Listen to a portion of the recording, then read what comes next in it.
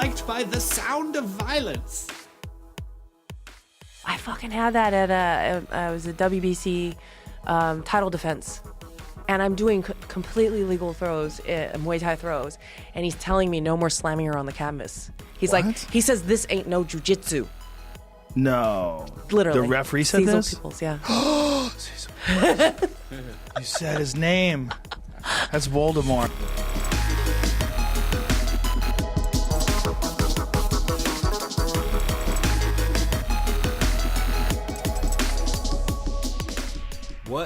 What up, everybody, and welcome back to yet another Sound of Violence podcast. We are an MMA podcast that talks about the MMA podcast you should catch, skip, and can't miss each week, as well as try and check out some new ones. I am Pulver, and I'm back with my co-host, Chris Madaffer. What up, dude? Well, it's still going. That was terrible. No, that was It's still going. No, you're right. It is way too totally white. still going. But yeah, everything's all good. Saw a good show last night, a good punk show. Took some good photos for the band. It was fun, man. Really fun atmosphere. Nice. Who'd you see? Saw our good friend Nick. Saw his band, the Slaughter Boys, open up. That's what's up. Open up for this band called the Barstool Preachers and the Lower That's a great Class name. Brats. Yeah, What? and the Lower LCB Class was Brats. there? Yeah, LCB. They were the main ones. That's dope. I haven't seen lower class brats in probably fucking 10 years. Actually, longer than that. Probably like 15 years. Yeah, it was a lot of fun, man. Really fun energy. I love. It was at the Tower Bar too, so you know how fucking cramped that shit gets in there, especially when they make a circle pit. So Hell yeah. And lower class brat shows get fucking wildin'. They like to throw out a bit of the old ultra violence, you know what I'm saying? yeah, dude, this one guy tried crowd surfing and he jumped on Trevor, and Trevor's like, "What the fuck is going on?" I'm like lifting up this dude's leg to like get all this weight off of Trevor. It's pretty funny. That's hilarious. Cool, man. Well, what are you drinking on this episode? Why don't we get to our Pop Pop Vodka presents Doug Stanhope presents our totally real, super not fake sponsors. So, I think I've had this beer before on the podcast. Golden Road Brewing out of Los Angeles. It is Mango Cart, their Mango Cart series. Oh, Or yeah, their girlfriend Karen cart loves series. that beer.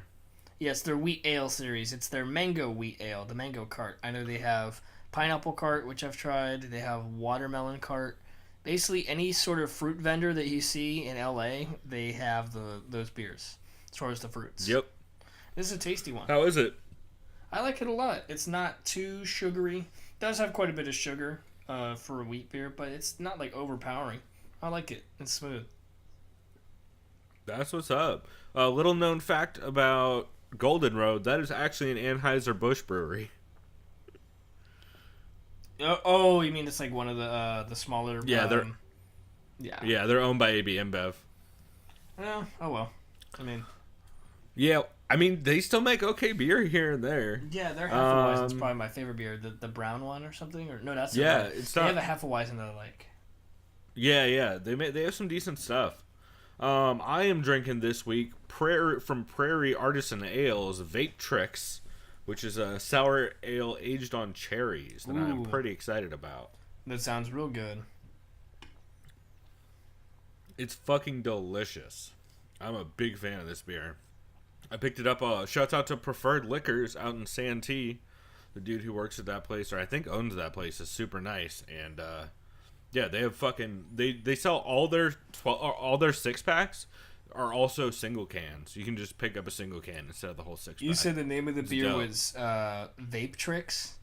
Yeah, Vape Tricks. Yeah, according to Reddit, Mac Miller would have loved that beer because apparently that dude had a secret vape trick channel where he would just be really high and do vape tricks. Yeah. That's hilarious. I need to go find that. That shit sounds funny as hell. Yeah. I'll try to find it and super send it to funny. you. But yeah, I think it was like on our Hip Hop Heads or something. So. That sounds about right. Cool, man. Well, we will go ahead and jump into this card. Or actually to this episode, rather, and into format. We're actually recording this during the TUF 28 finale. So if we randomly end up yelling, in the middle of it, you'll know why, because there are some fucking big fights that are about to happen here shortly. I think your boy just lost to Edmund, or Edmund's boy. Yeah, god damn it, Darren Stewart. Oh well. He was bombing on Edmund's boy pretty good, but he's got he was killing him in the third. Yeah. Cool. Well, let's go ahead and jump into format. Why don't you start us off with the MMA podcast you recommend people catch this week? So, I do have a can't miss, but I do have multiple catches. I'll just start with the first one real quick. I've got a couple catches also. Yeah, the in-studio guest was great. I listened to UFC Unfiltered. I think it was the one from Tuesday. They had Max Holloway in studio. That was the recent one. Okay, so that was the most recent one? Thursday. So yesterday's then. Okay. Yeah. Thank you for correcting me. I wasn't too sure. Oh, no, you're right. Because episode 250. Yeah, because Monday was John Jones and Dana White, and I didn't want to listen to what John Jones had to say. If I'm honest, I really didn't care. It was pretty funny. It was funny? Well, you'll have to indulge me later then, because I can only imagine the kind of things he says, but I can't ever really take them seriously. So good reason, especially after this episode. It's hard to take him seriously. Yeah. Anyways, Max Holloway was in studio. He says there's a still ongoing investigation to what his health issue was back in July when he was pulled from the 226 card. Cueing a tear dropping from my eye because I was supposed to see that fight. He says it was not weight cut related. The doctors, however, told him that it had to do with toxicology and that Vegas, in quotes, is a crazy place. So that was kind of he said it. Yeah, he said it might be due to that, but he also said that he did have a concussion prior to that week. So I was like thinking, fuck, maybe he was drugged or some shit, but I doubt that. Possible, but also flying with a concussion can fuck you up. Oh. So I'm leaning more that way, but yeah, he has mentioned the toxicology thing a couple times. That's true. The altitude change we could do inside your head, inside your brain, to your brain. Man, I didn't really think about that. He says he never knew what depression was until he was going through it after not being able to fight. This was during the summer. And he says there wasn't any medication that he took. He says his therapy was just being with his son, which I thought was cool. Because I've never been through any like gnarly depression. It's probably mild, but medication is something I've never not been depressed. So I don't know what Max Holloway's been going through. Yeah. But no, I was happy to hear that he says he was able to be with his son mostly. Then they switched to talking about video games, and Matt Serra got really fucking excited. Of course, Matt asked him, how do you like Red Dead? Max says he's more of a multiplayer kind of guy, so he says he likes a single player, but he's waiting for the online because he loved GT Online. So he's hyped on that. As for me, since I've already played Red Dead Online, it's fun. It's fun if you play with other people, but it's still a beta. So just have that as you will. And a Rockstar beta at that. Yeah, he even recalled the mess that was Grand Theft Auto Online when it released 5 years ago. And yeah, I remember people couldn't even connect. That shit was so garbage for so long. Bad. Yeah, you couldn't even get past the intro mission. Holy shit. It took him like a year for that game to be actually really good. But oh well. Hopefully it doesn't happen. Yeah, they didn't even add heist. They didn't even add heist till like after a year. As far as my feedback so far, Red Dead's gonna be fine because they're not that dumb. Like they knew they couldn't afford to fuck it up. Anyways, as far as they asked him about what happened at 223 with, or was it 223 with the New York State Athletic Commission not allowing him to fight Khabib. He says he doesn't put any blame on them because they're just doing their job. They discussed what champion mindset is, and to Max, he says first and foremost, he's always happy to defend his belts. He wants to be known as the best in a weight class, but his ultimate goal is to be pound for pound number one, and he knows in his future that's moving up to 155. And he didn't even scoff at the idea of maybe fighting at welterweight, which I thought was a little interesting. He's so fucking big for 45. Yeah. So it doesn't surprise me like that eventually he might go all the way up there. He brought Matt and Jimmy white chocolate covered macadamia nuts, and Matt was happy. Hell yeah! He said this from gonna the help island, brah. Yeah, he said this is gonna help me get laid tonight. Fucking Max, Matt Sarah. Yeah, he's like, my wife's gonna love me even more now. And then they had asked Max how his love life. They assumed he was married because he has a kid, but Max does not have a wife. He's actually single, I think he was saying. But what was interesting is he says he always planned on having a kid when he was younger, and I think he had his son when he was 19 or something like that, or 20. Sounds about right. Because he says he wanted to be able to still be in his prime and like run around with his kid. Because Max is about to turn 27 in a couple weeks. I think his kid's gonna turn 8. So. Jesus Christ. Yeah. Yeah, I'm glad I don't have any 8-year-old sons.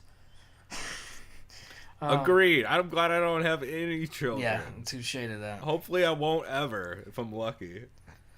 Well, I mean, there's a bunch of Oh, Brian Caraway is getting... I shouldn't say this since we're in the middle of recording, but that fight no longer is happening. Sorry. Wait. I looked over and somebody was dying. I have him in I have Munoz. Let's go on contract. Do you? Okay, well... spoiler alert, good news for you, he just bodied Brian Caraway in, I think, the first. Thank God. Sorry, Brian, but thank you, Munoz. Okay, what was I off to? What was I just saying? Oh yeah, he wants to be pound for pound number 1. Okay. We all didn't like hearing this on every single podcast, but they had to address it. Matt said, I fucking hated the Chuck and Tito fight because I want to see someone like Chuck be able to throw a ball with their kid, not be dead, in like the next 2 or 3 years. Yep. Yeah, that's all I'm going to say about that. That card will come up a lot this week during this week's episode.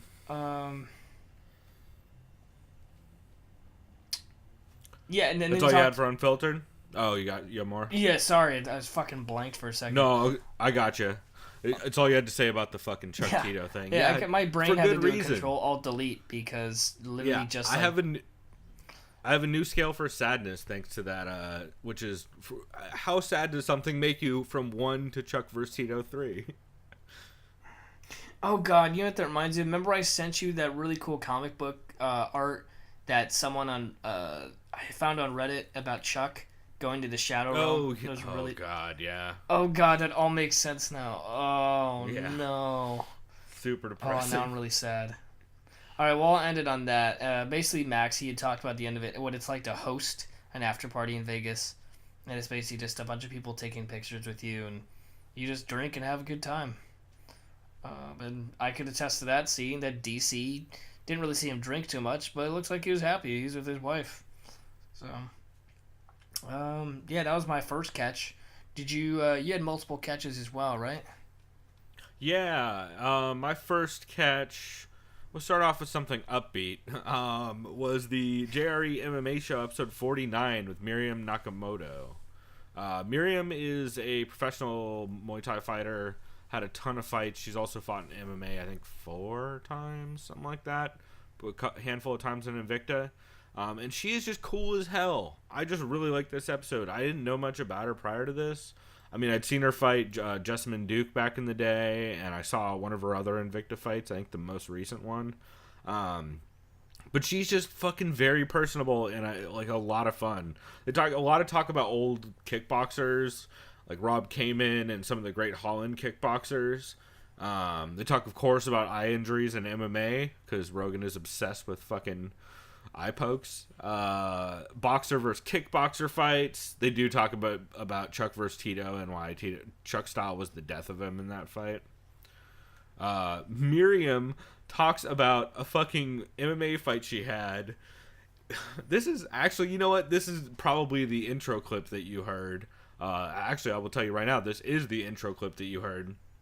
Miriam is talking about one of her professional fights in MMA, and she's using legal throws, but the ref keeps warning her about it. So, and the ref, who I'll say who it is, and well, you guys already know. Chris doesn't.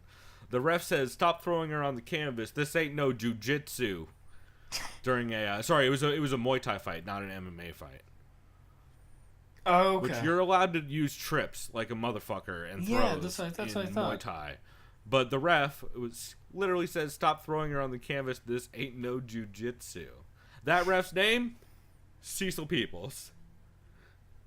Okay. So it all checks out. But yeah, just it's super fun. She talks about her Invicta fights. She also talks about doing mushrooms before she started fighting and thinking about the fact that when she was just getting into fighting, but she hadn't had a fight yet. And she took mushrooms and was thinking about what's the worst thing that could happen is you could die or your opponent could die, and then you could fucking hurt everyone they're related to. You're like, fucking Jesus, it's like some dark shit. Yeah, wow. And she's really thoughtful and really smart. I really liked the episode a whole ton. And then they ended talking about dudes with thin necks and how watching her boyfriend get KO'd and he flailed during the KO because he's a fighter too. No.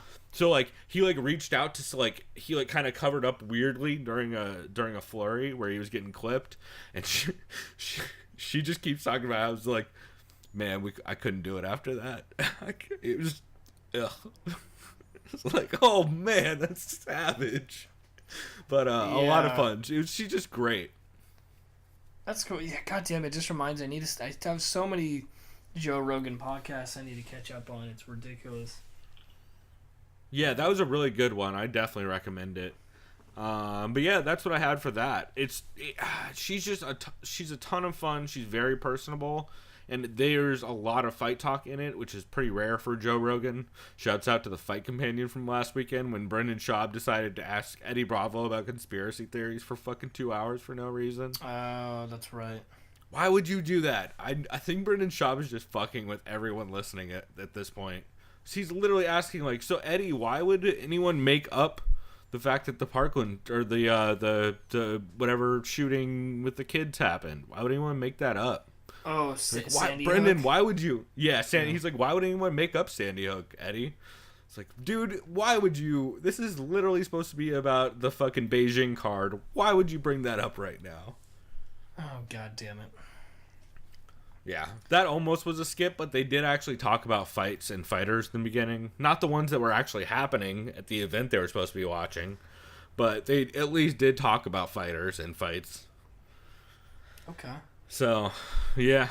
But yeah, the one with Miriam, episode 49, was very good. I definitely recommend it. Awesome.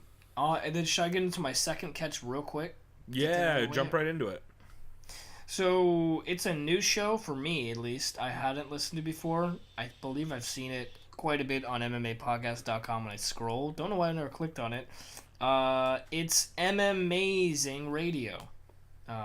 Oh, yeah. I've seen that one a handful of times. I don't remember if I've listened to it really funny. Can't remember their names. All I heard was Mike and then a Mark. But the guy who introed, I think his name was Dr. Law. And someone named Goons. They just have these really goofy, radio names. The guy talking initially was Mike, I believe. He says, yeah, I was barely awake to catch the main event of UFC Beijing in time. However, when I woke up, I was very impressed with Francis Ngannou and his shot placement. And I'll just attest to this, dude. I stayed up late. Because I was already just up late anyway. Oh, really? Did you stay up for that? No, Me too. I was coincidentally playing Red Dead, of course, like a degenerate. And my buddy Jake, who's a huge MMA enthusiast as well, he was like, "Bro, the card's starting already." I'm like, "What?" And I put UFC Fight Pass on, and I found the fight, and I was like, "Oh shit! Well, I might as well watch the first couple fights." And then I got too tired, and then I passed out, and then I woke up, and then I saw the fucking main event results. I was like, "Oh fuck!" But yeah. Yeah, see, I actually ended up staying up for it, which was a bad... Well, at least the main event ended quickly. But... So you stayed up till 7? Yeah. Oh, boy. I think it was 5:36 is when it ended. I really hope you didn't have work the next day. I'm assuming you didn't. No, Saturday. So I had Saturday off. I immediately went to bed after the card and then woke back up to fucking get depressed about Cheetah, or about Chuck and Tito.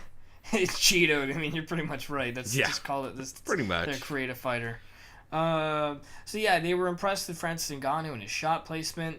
They all applauded Alistair Overeem's performance, and they still rank him as one of the most versatile talents and martial artists out there, just with his clinch work, just his teeps, everything about him. I mean, his ground and pound was nasty. Yeah, they said the way he was able able to transition from hammer fist to kind of more like hooking ground and pound is really good, really well done. Then of course they talked about the fight that should never have happened. Cheeto, as you just called it, the event. Yep. They said Cheeto 3. They said, it's not a good look when people think you're tanking your open workout, in reference to Chuck Liddell hitting pads in an open workout. Very good point.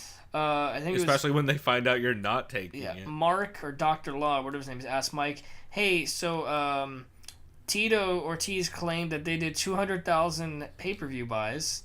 He said, how many buckets of fried chicken could you eat, Mike, if you smoked the same shit Tito was smoking on? So then they started doing the math of how many pieces of chicken are in a bucket. He's like, I think maybe 2.5, 3 buckets will do. So checks out. So it's pretty funny. They said if the marketing for the fight was better, 200,000 might have been attainable. I don't remember what the actual number is. I think Chael Sonnen tweeted he was guesstimating 82,000.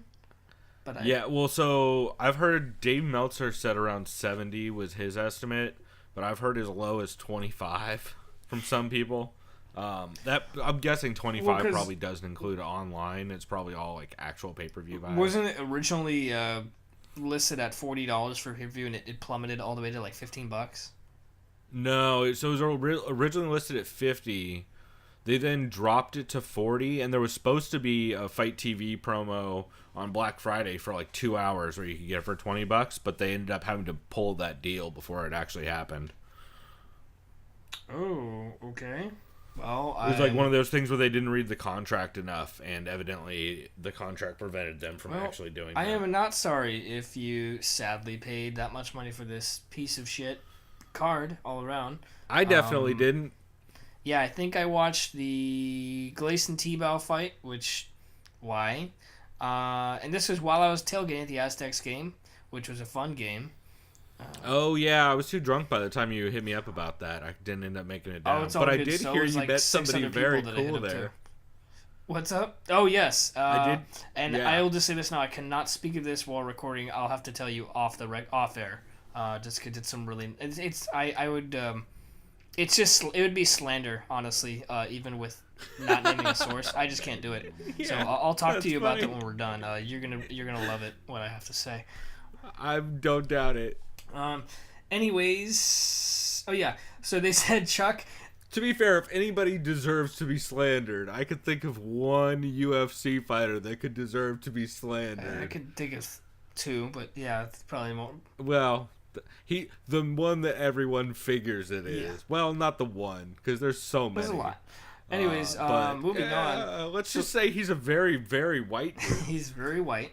Anyways. He's very white and very happy about it. Anyways, these guys are talking about Chuck has the right to fight because he was cleared and because he's a man.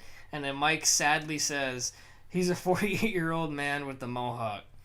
And then they said, how come Tito Ortiz didn't walk out to Eminem this time? They said, oh, it's because Eminem hates Trump and Tito loves him. And it's because Tito walked out to his custom-made Kid Rock song. Yeah, or was it Limp Bizkit? I think it's Limp Bizkit. I think you're right. Which I'll get into later, which is my can't miss.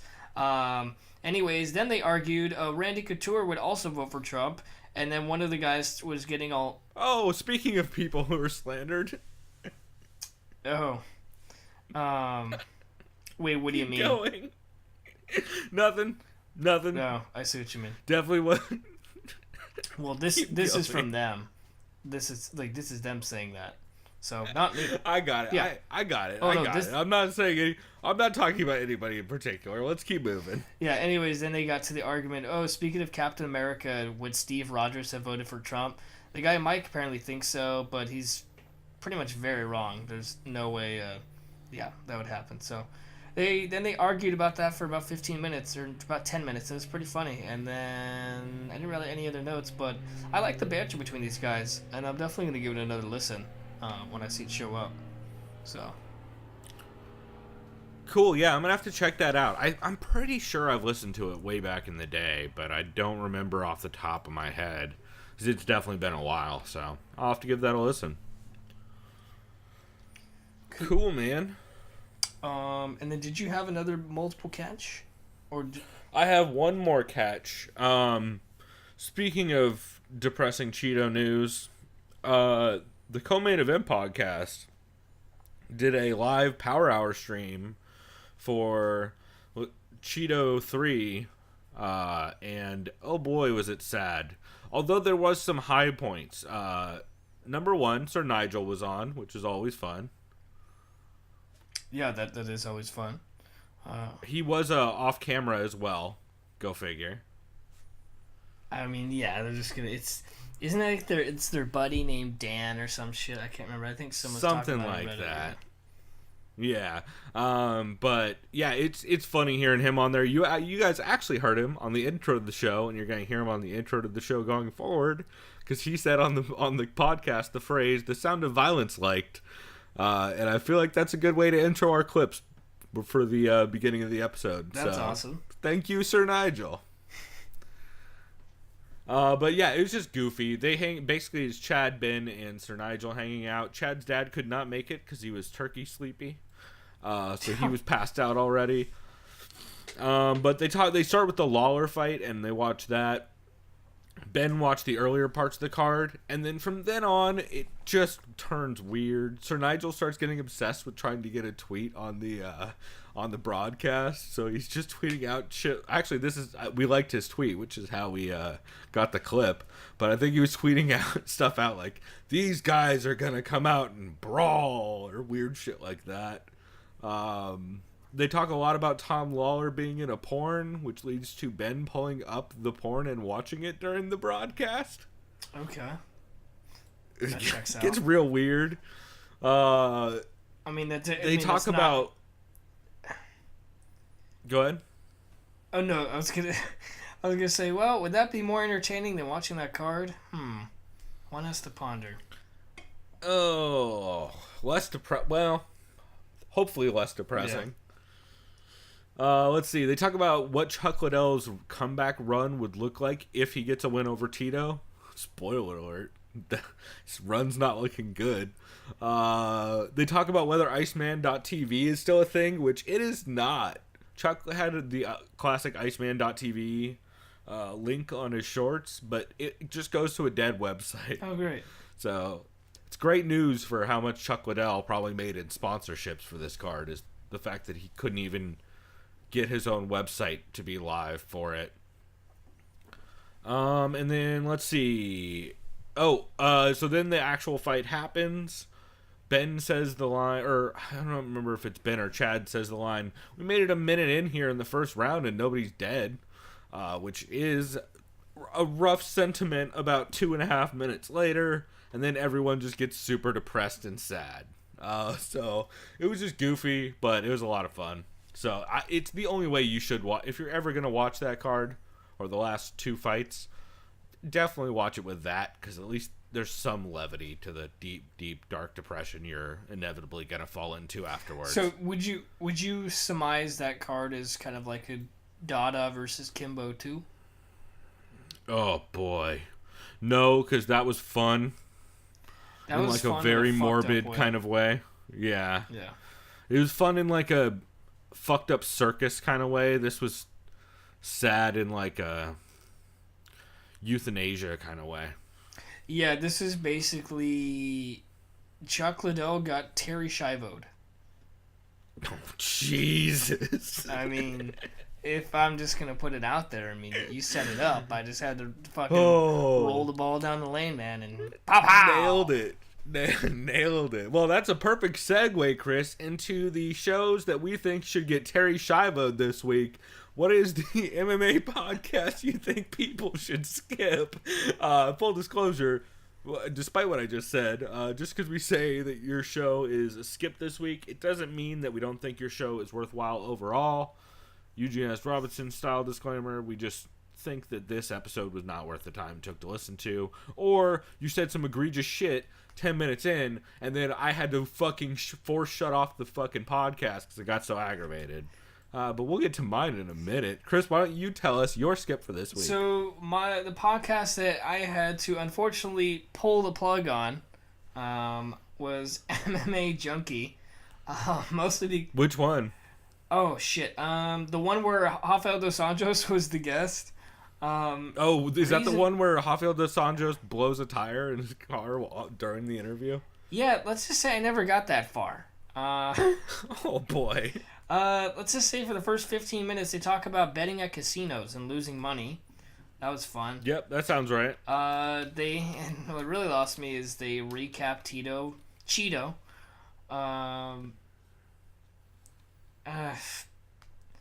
I should have honestly stuck with it. I really should have just fast forwarded until I heard RDA's voice. I fucked up on this one. So basically, the fact that the skip is partially my fault. But what did they say? They do a lot of times just fill time in weird ways on that show, just because they're on every day. They said, "What the hell was up with that walkout song from Chuck?" They said it was like some shitty trap song repeatedly saying "dick, dick, dick, dick, dick." Oh, that was Dan Tom that said that. Yeah. He said nobody fucking. I thought that was nobody Dan else Tom. agreed. Yeah, because I know it's Gorgeous George and the fucking other guy. What's his Goes. And then I was like, wait, isn't that Dan Tom? I'm like, it is Dan Tom. Yeah. Dan Tom is a regular on that show. Yeah. Did you listen to this one, or maybe you could fill me in on what happened to RDA? I didn't get a chance to catch it. I only know because I heard on John Morgan's podcast him talk about this episode, because he said during the interview with RDA, evidently RDA blew a tire in his car running over something during the interview and was late to a media thing after that. Oh shit! Which is pretty funny. I believe John Morgan sent those guys, the MMAJunkie Radio guys, a message saying RDA is going to be sending over an invoice for his car. So I thought that was pretty good. Yeah. Those are the only notes I had. How about you? Understandably. My show that I will stand behind the fact that it should be euthanized. Ariel Helwani Show, episode 23. I'm just going to read my notes on this because it explains my thought process. He talks about UFC Beijing. Talks about Chuck versus Tito. Ariel then grandstands a whole bunch that people shouldn't tell Chuck to retire. He keeps saying stuff like he's a big boy, but then immediately turns around and says it's depressing to watch. Just like very contradictory. So just on the fence, just doesn't want to take a stance. Got it.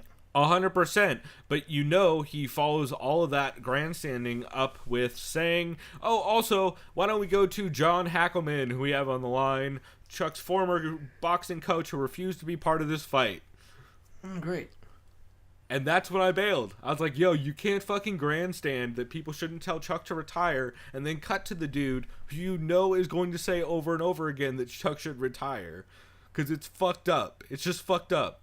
And it's lazy, shitty, like, TMZ journalism. No, it is. It's so fucking lazy. Yeah, it's fucking dumb. It's just clickbaity as fuck. It's so annoying. So, maybe put that show down. I have a new nickname. You know how we at the Sound of Violence try our best, whether it's nicknames for fighters or for other shows or whatever you want to call it, right? What do you think of Terry Helwani? Why? I don't get it. Because you said this show sometimes needs to be euthanized. Oh, yeah. I'm kidding. I'm going a little too far. Never mind. There you go. Little too on the nose, quite literally, with Ariel's show. Anyways, we should just call him Wary Helwani from now on, because that's how I feel about everything he puts out lately. Is I'm fucking wary of it. Hindsight Helwani. That's a good. Yeah. Okay. Shoot. Attention Helwani. Yeah. Should we get to the can't misses or should we do some mentions? I have. Let's jump to our can't miss episode. Cool. So what MMA podcast you recommend people can't miss this week? Mine and the title of this episode is fucking genius. I got it after a couple of seconds because it's Fights Gone By, and you'll get this too. The name of the title of the episode was Last Ride of Chocolate Al. Say that in an English accent. He's been calling him Chocolate Al for Chocolate Al. Yeah. Chocolate It's owl. fucking amazing. The intro was really. It was just great all around. The intro was fucking comedy. It was like you hear Chuck Liddell talking about how much of a badass he is because he's the Iceman, and then roll into literally rolling by fucking Limp Bizkit. I was like, holy shit, this is gold. That intro clip is so good that he did. He did the old Charles Mask fucking Chuck Liddell Tito 2 intro where it's Charles. Oh, and Charles like, Mask is it Lewis? getting cold in here? Yeah, Charles Mask Lewis. Where he's like, fucking... Oh my god, that intro is so bad.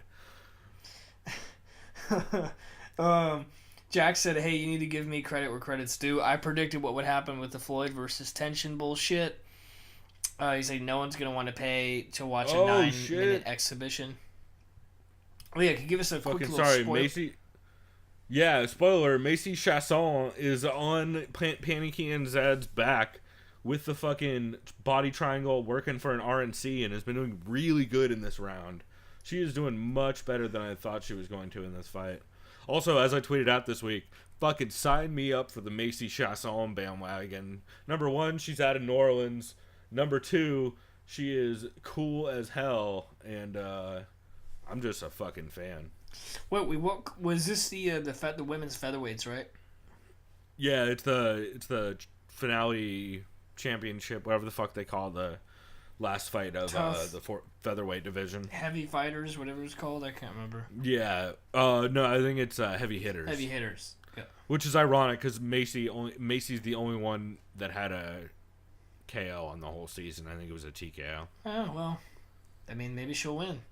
I don't know. Okay, yeah, who knows? I had Panty going into this, but we'll see.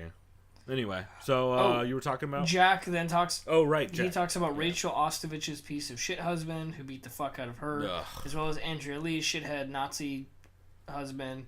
Who shouts out to Andrea Lee, who we're blocked by on Twitter. Oh yeah, because we talk shit about her Nazi husband. Actually, we didn't even talk shit. All we said was she was tweeting out, I don't understand why people are all upset. And we tweeted back, we, as fans since Invicta, we also don't understand why you don't understand. And we got blocked for that. Cool. That's a great honorary block. We'll take it, Andrea. Anyways. I will take it. Yeah, fuck it, dude. Jack said, what in the actual fuck was the Cheeto fight? Chuck could barely walk. Jack then went on to say, I don't understand dribbling retards, who went on about this fight, as well as these same... Yeah, he's a little harsh, and he says, as well as people commenting, these are the same... He's like, the people that like this fight are the same kind of people who comment on Mike Goldberg's Twitter saying, I love watching Bellator fights because it's fun to hear you say it's all over. I thought that was pretty good. Right. He says the booth for this whole card was terrible, and he compared it to Bellator. You can tell Jack's a fan of Goldie. And he said, Darian Wynn is 5'5", and is a light heavyweight. And I didn't realize that when I was watching it, that the dude was 5'5", maybe because he's so round. But that's insane. That's shorter than me. Can you imagine me? Oh! Ooh, what happened? Sorry, Macy Chasson dropped her. Ooh. Okay. Sorry. Every time I look over, something crazy is happening during this fight. Anyway, keep going. Sorry. This episode brought to you by Pulver doing his best Joe Rogan. Ow! I know, right? So yeah, if Darian wins 5'5", which I have no idea, like he looked pretty round and short. Can you imagine me, dude, ballooning up to 205 pounds? Absolutely fucking not. That's insane. So it'd be real funny though. Yeah, in a very sad, fucked up way. I think that's when I need to get Terry Schiavoed. Anyway, okay, I'm done with that joke. Sorry, moving on. Oscar De La Hoya, according to Jack, is a great boxer in his day, but is scum. I don't know if I go far call him 100%. Hey, you know what? He is. He isn't it? He's an asshole. I don't know about scum. That's going pretty far. John Jones is scum. He's pretty shady. There was a bunch of pro fighters who got paid one and one. No, that is true, though. He did ruin, and I still think he paid off Adelaide Bird, one of the best, my most anticipated boxing fights. And he still fucked up the second one, too. So fuck you, Oscar.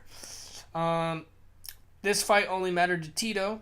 The whole Gravedigger celebration was hilarious because he actually never knocks people out. So he's... while you're paused, Macy Chasson just RNC'd her way to Ultimate Fighter champion of the final season at 145. Nice. That was a big congrats win. to Macy She's a legit Chasson. 45er. And she looked really good in that fight. She is cool as hell. That is cool as hell that there is a Ultimate Fighter champ from New Orleans. From, like, straight in New Orleans. Yeah, that's badass. I know they need more representation down in New Orleans. I know they have, like, Louisiana fighters like Dustin Poirier and Daniel Cormier. Yeah, the only one that really repped New Orleans specifically, we don't talk about anymore because he can't stop hitting people in clubs and doing coke. Oh, yeah. What was I saying? Anyway, sorry, I distracted everything. Yeah. It was a legit win though for Mason. Oh yeah, so they said Tito Ortiz doing that Gravedigger celebration was hilarious and ironic because he doesn't knock people out. So how long did he have that in his back pocket? And they said this card was such a fucking mess. Why did they actually think it was a good idea interviewing Chuck after he was knocked out? And I didn't even realize that. I'm like, wow, that is really bad. Yeah, terrible. So yeah, never mind. Oscar is scum for doing that. He's an idiot. Also, Oscar didn't show up at the fucking press conference. Yeah. Okay, yeah, and then... Yeah, big fucking mess all around and an embarrassment to the sport. Jack thinks Zabit Magomedsharipov is the most overrated fighter on the entire roster. Thinks he's still good, but not quite as good as people have him out to be. I can see that. He recapped UFC Denver because he missed that card, apparently. Yeah, he's been gone for a week or two. He said Curtis Blades still has a way to go if his striking is still that rough. It's serviceable, but disappears against better strikers. He was trying to hurt Ngannou, but too much pop, and safe little jabs. His footwork wasn't there with the feints going into the jabs, and weren't enough to warrant a level change, at least to surprise Ngannou like what Stipe did, where you're able to transition level change from a jab to a feint. Blades isn't at that level yet with his striking. That's all I had. Well, Andy just got fucking clipped. Yeah, I mean, it's fucking Ngannou, so there's an inherent risk, too, of, don't get clipped. So that was my can't miss. I know I'll mention a couple other podcasts later as far as, like, honorable mentions. How about you, man? What do you have for your can't miss? So my can't miss is Heavy Hands, episode 239. This was a good episode. It's just fun. It's them being goofy and having fun doing it. They talk about how many fights this weekend there are. They talk a bit about RDA versus Usman and RDA's trouble staying out of the clinch. They talk about JDS, and Phil McKenzie mentions the way JDS decides to avoid the cage when like circling is to river dance off of it. Oh yeah, I listened to that. I wrote that too. Was that JDS or was that Ty that he was talking about? I'm pretty sure it was JDS, but it could be either one, really. I think it was Ty, because they were talking about how he's still kind of amateurish when it comes to just maybe not the. I mean, they both kind of do it, so I thought it was funny. It might be. I don't know. Yeah. It could be either one. They talk about Tony Martin versus Matthews. They recap Ngannou versus Blades. I believe Connor is the one that says, we didn't learn anything from that fight, did we? It felt kind of dumb when it happened. So yeah, that pretty much sums up my thoughts on that. They talked UFC Beijing for a bit. Weili's big win over Jag. Kevin Holland wildly bitch-slapping John Phillips with his back against the cage. And his dope 52 block sequence, which Jack Slack also mentioned. And then they talk a little bit, they briefly mentioned UFC 231 being next week. And they also did a bonus episode for the weekend's undercards that was pretty good as well. So I definitely recommend checking it out. It's a good example of why that show is fun, but super, super informative. Yeah, and I remember they said as far as Usman, he needs to start throwing combinations. And he's really going to be tested here in this fight against such an excellent combination puncher like RDA. And they said if he can survive, he can possibly prove that he can be a true contender. Because the jury's still out a little bit on Usman. I know he's a fantastic wrestler. That's evident. But I do kind of agree, and I didn't really think about it. He does still have something to be desired with the striking. It's not terrible, but... I mean, he did fucking somersault Marlon Moraes with the right hand. Oh, no, yeah. Or not Marlon Moraes. No Sergio RDA, Moraes. Sergio Marlon Moraes would have his head knocked out clean off his shoulders. That dude is way smaller. Right. But yeah, I know what you meant. But then again, it is One Punch Man. Maybe he'd have a one punch chance. Who knows? That's right, one punch, bruv. Heart of a lion. Socktown represent. One gate. All right. Had to get that out of the way, of course. 100%. Did you have any new shows that you listened to this week? Yeah, so I talked about the MMAzing show, of course, and I had another one. It was a 20-minute little podcast. What was it called? It was a Keyboard Warriors like spin-off, or like one of the little like segments. It was called The Morning Toke with Eddie Law. I hadn't listened to that one, so that was new to me. I don't know that I have either. All he talked about, and yes, he did sound kind of high, was how great of a movie Creed 2 was. Which, I need to go see that. Because I love boxing. Who was it, too? Jimmy and Matt from Unfiltered say they love the Rocky films. Someone else out there, too. I don't know. I don't like all of them, don't get me wrong, but the Creed ones have been great. I think it's been... And Rocky 4 is fantastic. Yes, Rocky 4 is great. Even Rocky 5 has its moments with Tommy Morrison, and in this... It's the whiny little fucker son that Rocky has. He's a little asshole. He kind of ruins that. Even in Rocky 6, which doesn't exist in my mind. But no, Creed's legit. I got to see the second one. Eddie was talking about he wanted Curtis Blades to win to see him get a title shot. He said, however, Ngannou was relentless in dropping bombs on him, and he says he thought that the stoppage was a tad early, but not a bad stoppage. He says Chuck Liddell looked more like Charles Liddell, the old man. And he said De La Hoya is a massive douchebag. And he said Tito Ortiz looks shitty too and get absolutely worked by pretty much any light heavyweight. He said just an absolute travesty of a card and an embarrassment as well. So you could see the common theme. I mean, hard to argue with. Yeah. Cool, man. So should we get to honorable mentions real quick? You know what? Actually, I have a couple new shows I'll jump into briefly. I listened to Frank Pozen's Big Bad Podcast for November 25th, and I also listened to the one that came out on November 28th. This show is weird. So, they're around 9 to 10 minute episodes. On the 25th, he recapped the Beijing card, where he talked about Mueller being upset and Whaley getting the win over Jag. And then he talks a bit about Kondo versus Yan. And then on the 28th, he talked for a bit about the women's battle royale at SmackDown.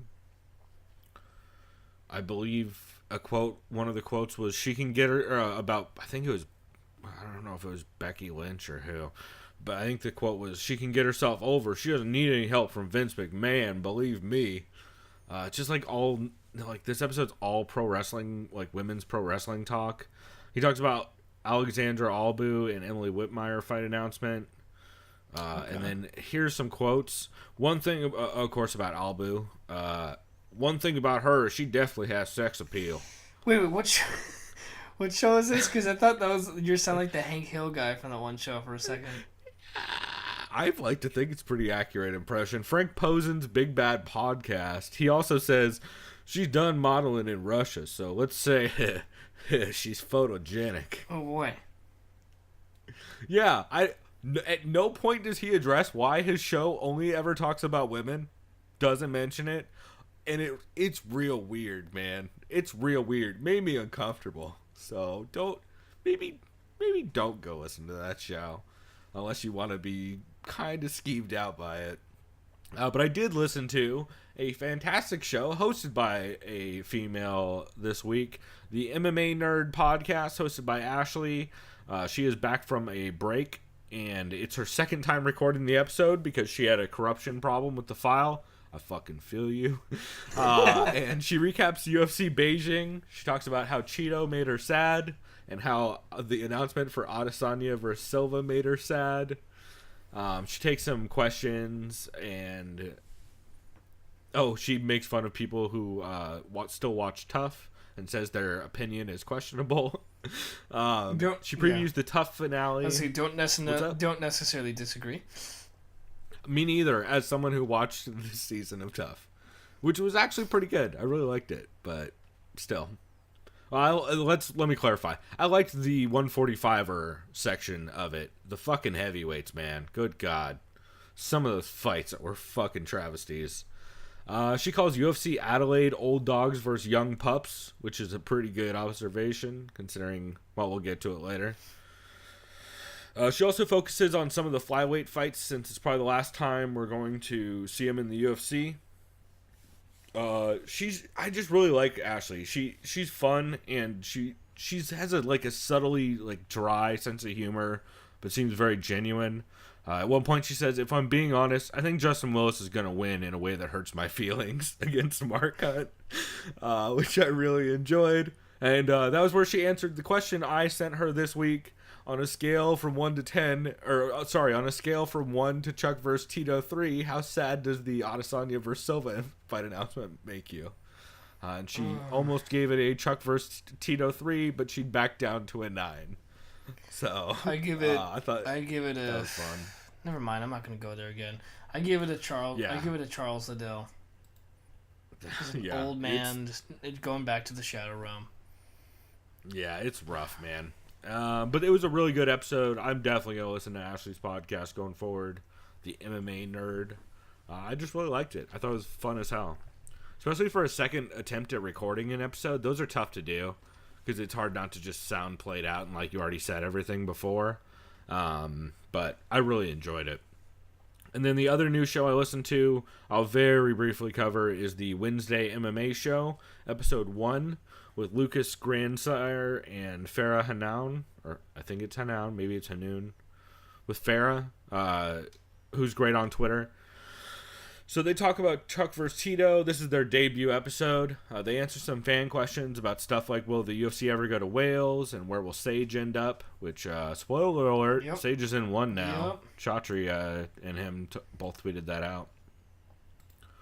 They talk about whether Holloway should move up, the myth of the champ titles, Anderson versus Adesanya being kind of depressing, UFC Beijing, and then they talk about having to carefully word questions when interviewing fighters or managers because they're super sensitive. I have an example of that. Oh yeah. Did you? What? This is boxing related. Did you see? Oh, poor fucking what's his face? Wilder? Yeah, Wilder just about killed Dude, the. so, I forget who it is. It's the fucking. His name is Radio Radio Raheem or something. Is it? Yeah, that was his name. Oh, you mean that dude? Okay, because he yelled at a couple different people. Yeah. So, you got to ask questions objectively in journalism, right? Yeah, but that shit was so leading. So and, this is the thing. No non-black reporter should ever ask that, let alone just. I mean, it's a dumb fucking. It was a black reporter. I know, but it's still a dumb fucking. It's question. a bad question. It's a terrible question, but I'm saying I'm glad. I was expecting it to be a white guy, honestly, being that dumb. But and again, I don't think anyone's that fucking stupid. But goddamn, I mean, I don't. That's somebody searching for a clip so goddamn bad. He wanted to. He just wanted to get a reaction. That's it. Yeah, well, he wanted a quote for his fucking article is what he wanted. Which is like the laziest shit just baiting. ever. Where rather than actually, bait, it's literally you're like trying to fucking get him to spoon feed you exactly the line you want, which is so boring and bad. Sorry, cool, you man. were talking. I interrupted you because you were. No, that was all I had Okay. on it. Let's see. Did you have any well-rounded shows this week that you recommend? Real quick before I do that, I'll just shout out. I won't really say any notes if you don't mind. Real quick, Believe You Me was hilarious because it's Which one? the one. The one where he talks about going to Cheeto? No, this one was all about John Jones' legacy, Wilder versus Fury. Lewis doesn't like boxing. Okay, that's 99. Yeah, and then they talk about where's Sage Northcutt gonna go. The Lewis suggested Sage beat up YouTubers like KSI or Logan Paul for millions of dollars, and then Michael Bisping was like, "Wait, I might as well be unretired because I would love to beat the fuck out of YouTubers for millions of dollars." And then apparently actor Michael B. Jordan, who plays Adonis Creed in the Creed movies, apparently called out Roy Jones Jr. So Michael was just shitting on him, saying, "You're a fucking actor. You do choreographed fight scenes. Please stay in your lane and shut the fuck up." The only other one I wanted to shout out was UFC Frenemies with Dan Hooker and Israel Adesanya. They talked about briefly they knew a fighter who had 13 fights in a row, where the opponent pulled out every single time because they saw video of their opponent and he was 6'9". That's scary. Checks out. Then they talked about Cheeto and how terrible that was. And then they said Dan says he loved how De La Hoya kept mispronouncing names like Chuck Liddell. Yeah, that shit drove everybody crazy. And then they did social media mailbag. Someone asked Israel, "Will you ever consider dropping down to welterweight?" He said no, because I'd have to remove my left leg to make weight. Yeah, he's huge. Yeah. And then they said, "What's your favorite post-fight meals?" Israel has gone as far as he has his own list that he alternates through of favorite foods. And then Dan says he just likes to have a beer after every fight, and he says this time around he had a lot of baked goods and sweets after weighing in. So I fucks with some beer, Dan Hooker. I feel you, bruh. So those are just my quick mentions. So we'll go ahead and move on. Cool. Here, you know what? I'll throw mine out too before we do our well-rounded. MMA Roadshow was good. John Morgan and Cold Coffee are both in Vegas for the TUF finale. Talk about Tuck versus Cheeto, and let's see. That was intentional, by the way. They almost play audio of Justin Frazier talking about his kid going through problems, but they forgot to edit it in, so it's just silence. And then John gets a text saying the Antonina fight is still on, and he tells a story about hearing JDS sing Katy Perry songs in a bus. John Morgan was like, JDS, I don't expect to hear you singing and knowing like Katy Perry songs. He goes, they're beautiful songs, man. That's fucking great. They also play an interview with Max Holloway, which is all right. Protect Your Neck, episode 103. Dan Tom show was good. He talks about stories from when he was in China, like buying movies in a sketchy restaurant that they would bring you into the restaurant, and then you would open the menu and it was just DVD covers and you'd buy movies that way. They give it to you in a takeout box. Like, it's the weirdest shit. It's like fucking hella bootleg.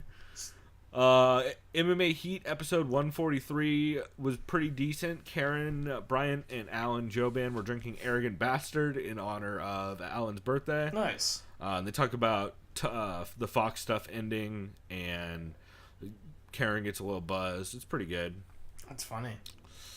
Below the Belt episode 108 with Demetrius Johnson was good because Demetrius Johnson was on it. And also Brendan said he was ashamed for promoting the Chuck vs. Tito fight, which was good to hear. That's good. But he also was the reason why I watched this season of TUF, because he said it was pretty good, and he was actually right. A lot of Fury versus Wilder talk, and he says the phrase "gone in the wind" over and over again instead of "gone with the wind." Oh, wasn't that his? Was that the thing that he kept saying with the cameras, like when he was trying to act all coy, like whenever he sat down, or is that something else? Remember that? Like, no, this was like, oh, why would you do Chuck vs. Tito nowadays? That's like remaking Gone in the Wind. Why would you remake Gone in the Wind? Wait, he really said that? It's an old movie. Why would you? He said it like 10 times, 15 times. He said Gone in the Wind. It didn't ever catch himself. Maybe he was talking about his MMA career. I don't know. Oh, who are you, Joe Rogan? I'm kidding. You gotta sit him down. No, and have a I'm talk, Dana. Chris. Excuse me, right? That's a Dana comment. You better stay away from the Spreckles Theater, bruh. Yeah. That's where he's recording his special, for those who don't know. Down here in San Diego. I don't want to die. So. Yeah, probably a good idea. MMA Hour episode 459 was all right. Israel Adesanya comes on to talk about his fight with Anderson, and he also Luke talks about how basically the exact opposite of what Ariel said, where it's garbage when everyone says you can't ever tell someone to retire, because not everyone can keep fighting forever, and it's totally fair to be vocal when something makes you sad to see at a certain point. It says it's a disservice to the sport and to the person not to bring it up, which I thought was the correct answer. Wonder Twins podcast episode 5 was good. They had the commissioner, Nick Limbo from the New Jersey Athletic Commission, called in, talk about his history in the sport and a little bit about Tito versus Chuck and kind of how the rules came to be. I'm I mentioned the fight companion for Beijing, which could probably be skipped. UFC Unfiltered, Dana said a bunch of misty shit and yelled about Oscar De La Hoya being a cokehead a whole lot. And John Jones said some shit like, he said some shit like USADA is the same company that tested Lance Armstrong and the Russian national team, so you know they're legit. Which, what the fuck? How do you not have Say any... that again?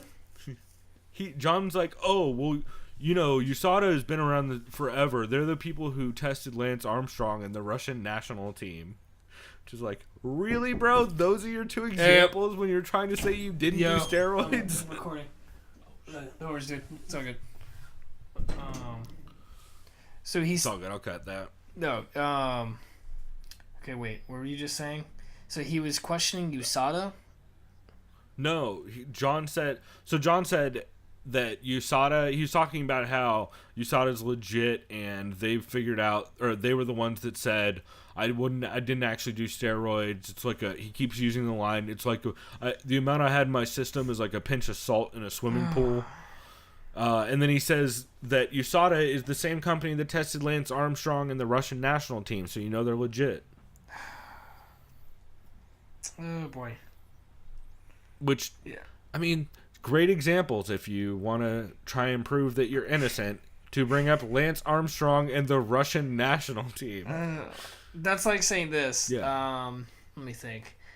That's like saying, yeah, I never did steroids, even though Jose Canseco wrote about in his book how he injected steroids into me, and then I totally lied in front. You know, it's just like, dude, what the. Yeah, no, even worse than that. It's like saying, no, you know the doctor, you know the testing agency that caught me is legit when they say that I'm not positive, because they're the same people who caught fucking Jose Canseco and a whole bunch of people. It's terrible. No, he really doesn't, and he just repeats what Malky says, which is another part of the problem. But yeah, it's just wild. Let's very briefly, because I can't keep talking about John Jones. My fucking head will explode. Why don't we get to? Do you have any well-rounded episodes you wanted to shout out, co-main event style, just like podcasts that aren't about MMA? So I already, of course, listened to Bill Burr, who's always funny. And who, speaking of which, was on Hot Ones this week, which was super good. Well, now I need to watch that after we're done. Yeah, it was great. Fuck. So, well-rounded. So that video that you sent me that was produced by... Oh, yeah. I don't know if I can count that, because I didn't really listen to any other stuff. But because I listen to Bill Burr every day. Yeah, absolutely. Fighting in the Age of Loneliness, the doc done by Felix Biederman. And then who's the guy? Someone kept saying in YouTube comments there was the name of a guy, Justin Bois. Someone... Or John yeah, Bois? Is it? I don't remember if it's John Bois or What's Justin Bois. I don't know if it's Boys or Bois. It's probably Bois. But he was the guy who made the video or produced it or something. Right. So yeah, shouts out to that guy. But dude, that was cool, man. That was like, what, like 10, 11 minutes long? Or no, that was like 25 minutes long. There's like 5 of them, I think, and they're like 20 minutes. It was like minutes. 25 minutes. Yeah. Wait, so the one you said, was that like a part 1 or was it just 120? Yeah, it was part 1 of 5. Oh, fuck me, dude. So I only watched part 1. Jesus Christ. Yeah, that's 25 minutes long. They're cool as hell. Shit, I gotta keep watching. And it starts from the beginning and it leads all the way to the modern day. I'm only like halfway through the second one, I think. Okay, so yeah, far. I just watched the first one. Dude, that was so fun watching that. Yeah, I didn't realize that. I should have figured, judo is kind of what really, really influenced Brazilian Jiu-Jitsu. Yeah, well, judo and Japanese Jiu-Jitsu. And Japanese Jiu-Jitsu is what I should say. But man, that was fun, just the way it's produced. Just with the whole story of the Anderson Silva stuff. And oh my god, that graphic of the leg break that they just keep showing. Yeah. Oh, it's brutal. By the way, some guy, Justin Fraser, just got submitted. Yeah, which picked that one, right? By a guy who looks like a fusion of Frank Mir and Andrei Arlovsky. Yeah, he was by far the best looking heavyweight on the show. The rest were, the rest of them pretty much looked like his opponent. Alrighty then. I mean, good for this guy. Like, bunch of modern day tank. Oh, Justin Espino or something, whatever his name is, or no, Daniel Espino. Fuck, His last name's Espino. That's all I remembered when I saw him being intro. Something like that, yeah. Yeah, good for him. Yeah, good win. Yeah, man, that doc was great. That actually segues pretty well into one of my well-rounded picks was Waypoint Radio, Waypoints episode 10. Waypoint Radio is the Vice video game podcast hosted by Austin Walker, Danielle Riendo, Patrick Klepek, and a couple other people. And Danielle actually brings up that Fighting in the Age of Loneliness doc, and they talk about it since Austin watched it as well. I think they only watched the first episode since that's all that was out when they made it. But Danielle talks a lot about women and gay fighters being openly recognized and being headliners, since she is in that community, I'll say. Since I don't want to fuck it up and offend somebody about it. Let's see. Austin and Patrick's reaction to the Silva leg break is fucking great because they hadn't seen that before. That was their first time seeing it, and they were just fucking horrified by it.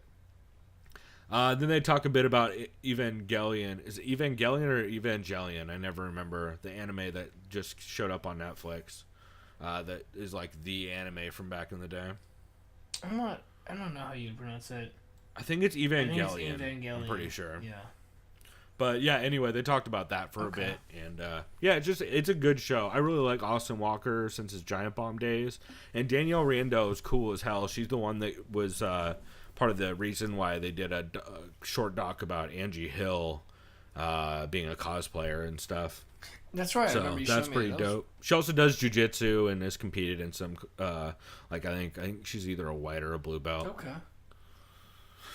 But yeah, that was dope. And then the other well-rounded podcast I recommend this week was maybe my favorite podcast I've heard. Well, maybe my favorite ever Joe Rogan Experience podcast. Episode 1207 with Jeff Ross and Dave Attell. Oh, I saw Good God, was that it Dave good. Attell was on there.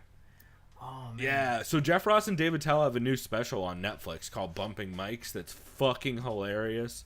It's like a 30-minute part special. It's super good. Dude, They're both I on stage together just roasting people. I gotta check. I'm glad you told me. I gotta check that out because I remember. I don't know why I thought of it. I was going back to like Comedy Central shows I used to watch when I was like maybe I think in middle school or some shit. And I remember, wasn't there one Insomniac with Dave Attell? Hell yeah, bro. Like on it late at night. I remember I used to watch that. That shit was hilarious. Come with me and you shall see a midnight freak show jubilee. Yeah. Kick the Sandman in his sack. Stay up late. Insomniac. I fucking love that show. I have most of that show on a hard drive somewhere if you want it. It's real good. They basically the whole episode they talk about the history of comedy and their new special. But it's cool hearing them talk about like fucking the Sam Kinison days at the Comedy Store and guys like George Carlin and Lenny Bruce, and just they get really in depth about comedy.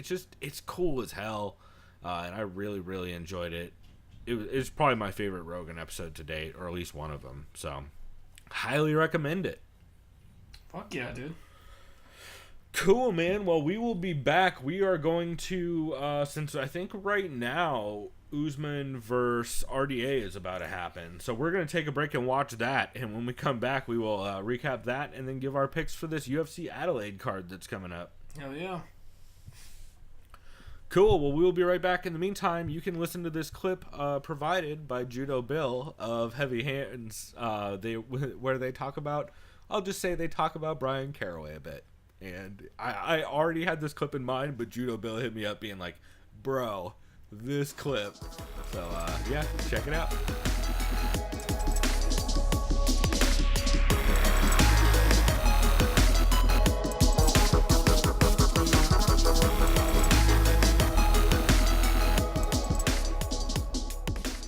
And I don't honestly know how you could not be excited for this matchup because, you're a human being, listener, so you hate Brian Caraway.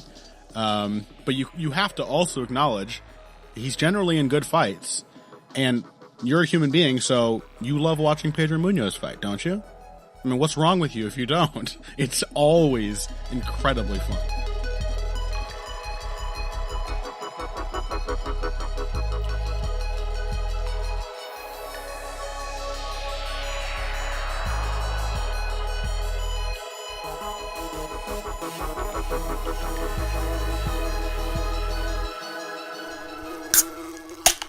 All right, we are back. Yeah, we are. By the way, what are you drinking on? So, I got the good old 2 for $5.50 deal at 7-Eleven with the Tall Boys. So, heard me before drinking the Golden Road Mango Cart. This time I'm drinking a good old Heineken. Nice. I haven't had a Heineken in a while. In a can? Yep, in a big tall can. It's like a 20 ounce. I don't know why I asked that. I just heard you open it. Heineken to be in a fair, can it's kind of a is weak far ass open. superior. Yeah, Heineken in a can is far superior to a bottle because every Heineken in a bottle is skunked as fuck. I noticed that, dude, because at the show, punk show last night, I had a Heineken. I was like, I mean, I still like it, but yeah, it is. It's better. green bottles. Yeah. Green bottles let light through, so it oxidizes pretty fucking quick. I am drinking Bedrocks, the Modern Times brown ale, which is, I believe, here, let me read it off. Whoa, I don't think I've ever had that one. It's dope. It's a dope can. It is a nitro brown ale with coconut and coffee added. Ooh. I know a lot of people don't like coconut. I should say a good, lot. but yeah, I should say some. it's coconutty as hell, so if you don't like coconut, you're not going to like this. I like coconut for the most part, so I'm pretty sure. I mean, I love coconut cream pie. Yeah, So. it reminds me a lot of, God, who has a coconut brown? Oh, Kona. Thank you. Yes, that's exactly. It reminds me a lot of that, Ooh, but just yeah, I like that beer. more well-rounded. Yeah, the Okay. cocoa nut brown, actually, I think is what it's called, but with K's. Cool. But yeah, super good. Well, we are about to jump into this UFC Fight Night 142 Adelaide Dos Santos versus Tuivasa card. God, those names are getting long. And although there is a crazy amount of fights this weekend, we were just talking about the UFC, the TUF 28 finale card, which, by the way, good God, did Usman give a shit kicking to RDA. Yeah, he I mean, he just did everything better than. I mean, like Colby dominated RDA too, and like this, but he just did it in a much Cleaner way. Yeah, it was just cleaner the way he was able to just pressure, and it was just cleaner strikes, more devastating. Those shots to the ribs were nasty. He was throwing bombs, and his takedown game was slick as fuck. Yeah, so he looked great in that. By the way, whatever judge gave that a 48-47 should never judge again. That was a clean sweep. And speaking of judges that need their eyes fixed, this fight tomorrow is in Adelaide. Adelaide. Right. Adelaide. I see what you did there. Yeah. Adelaide, Australia. Satellites. Yeah, satellites. God damn it. And anyway. fuck you, Oscar De La Hoya. Yeah, 100%. Anyway, so so there's actually a bunch of events this weekend. I don't know if you know how many there are. So there's the Bellator 210 card tonight. There was the TUF 28 finale. Tomorrow there's KSW 46, which should be dope, and it is on DAZN. DAZN? No, DAZN. Bellator kickboxing card tomorrow. Bellator 211 tomorrow. UFC Adelaide tomorrow, and Wilder Fury tomorrow. Yep, and Fucking crazy weekend of fights. if I'm gonna tell you right now, guys, if you're looking for an in-depth hype you up for Adelaide card, not gonna be from me. Do my best, but I'm watching a boxing match tomorrow. I mean, it's hard to be mad at that take. To be honest. Well, to be fair, wait, what time does this card start? Which one? Okay. Oh, you know what? No. So the main event of the boxing will probably be around 7:30, so I can still watch the main event of this card. Oh, I'll be fine. Okay. Doesn't the main? Oh yeah. I get what you're saying. Yeah. It'll be over. Main before event the will probably card. be like at fucking 9. So yeah, we'll be good. Or at least the last couple. So Should be. You should be all right. Should be. Yeah, I don't really have any hot takes on either of the Bellator cards. I did not watch the one tonight because I only had one side screen, so I had the TUF finale on, which shouts out to Macy Chasson. The Bellator 211 card is tape delayed, so I'm refused to speak about that in any type of way. They can eat a dick for tape delaying yet another card. by But the way, KSW tomorrow should be tight. Speaking of Bellator and making dumb decisions, did you see where Michael Venom Page is fighting Paul Daly? Not in the UK because some of their investors hate money, evidently. Yeah, like, that's just pretty fucking baffling to me. Yeah, it blows my fucking mind. Hey, all the British guys, hey, how about instead of in the United Kingdom, let's go to bloody Connecticut. Sounds great. Right. Cheers. Yeah, no. When you hear MVP versus Paul Daly, the first thing you think is the Shining location. Yeah. God damn it. I mean, yeah, it's fucking terrible. Anyway, we'll go ahead and jump into this into this So, Fight Night Adelaide card cuz so first up we have should be rough. Yeah, so we'll bear with us. First up, we have a lightweight bout between an even smaller Triple G, Kazakhstan fighter Damir Ismagulov, going up against a Syrian fighter, Alex. I'm just gonna call him Gorgi. That's right. And also, full disclosure, I did not watch any of the. Actually, he's from Kazakhstan, which is great. I always love when I remember Kazakhstan is a real country. Oh yeah, that's why Damir's mini Triple G. Yeah. Oh, gotcha. Yeah. So I have done zero tape study for this card. Like a responsible host of an MMA podcast, I instead decided to watch all of TUF while drunk on yesterday. Oh yeah. Good decisions were made by all. But we'll see how this goes. I don't know a lot of these dudes, or I've seen them like once on a European card during the day when I was day drunk, so we'll see how our picks go for this. I have a feeling not as well as my picks for tonight's card. So first up we have Damir Ismagulov, who has a professional record of 16 wins, 2 losses. The 27-year-old is from Kazakhstan, like we said. He's fighting out of Orenburg, Russia, out of Fighter Gym. Fighter Gym. Fighter Gym. This is his UFC debut. Last time we saw him, or we probably didn't see him, he was fighting in M1. Challenge 94 was the card he was on. He defeated, Artyom Demkovsky and a bunch of other fighters you've probably never heard of, unless you're a big fan of M1. I fucks with M1, but their cards are at weird times and sometimes hard to get a hold of. Because they're at weird times, I have trouble catching them. Yeah, is how I should phrase that. His opponent, Alex Gorgi, has a very cool tattoo, not really, of some guy with a crown on. Almost like it looks like a Notorious B.I.G. thing, except this guy's smiling. So, very interesting tattoo of choice. The 23-year-old is 6'2", is a lightweight. His affiliation is Australian Top Team. Oh, and he fights out of New South Wales. Makes sense. This is his UFC debut too, so you know what this means? Coin flip time. Well, I will say, originally Damir was supposed to face Joe Duffy, so just off of that alone, I'm going to take Damir, and I'm going to take him by decision.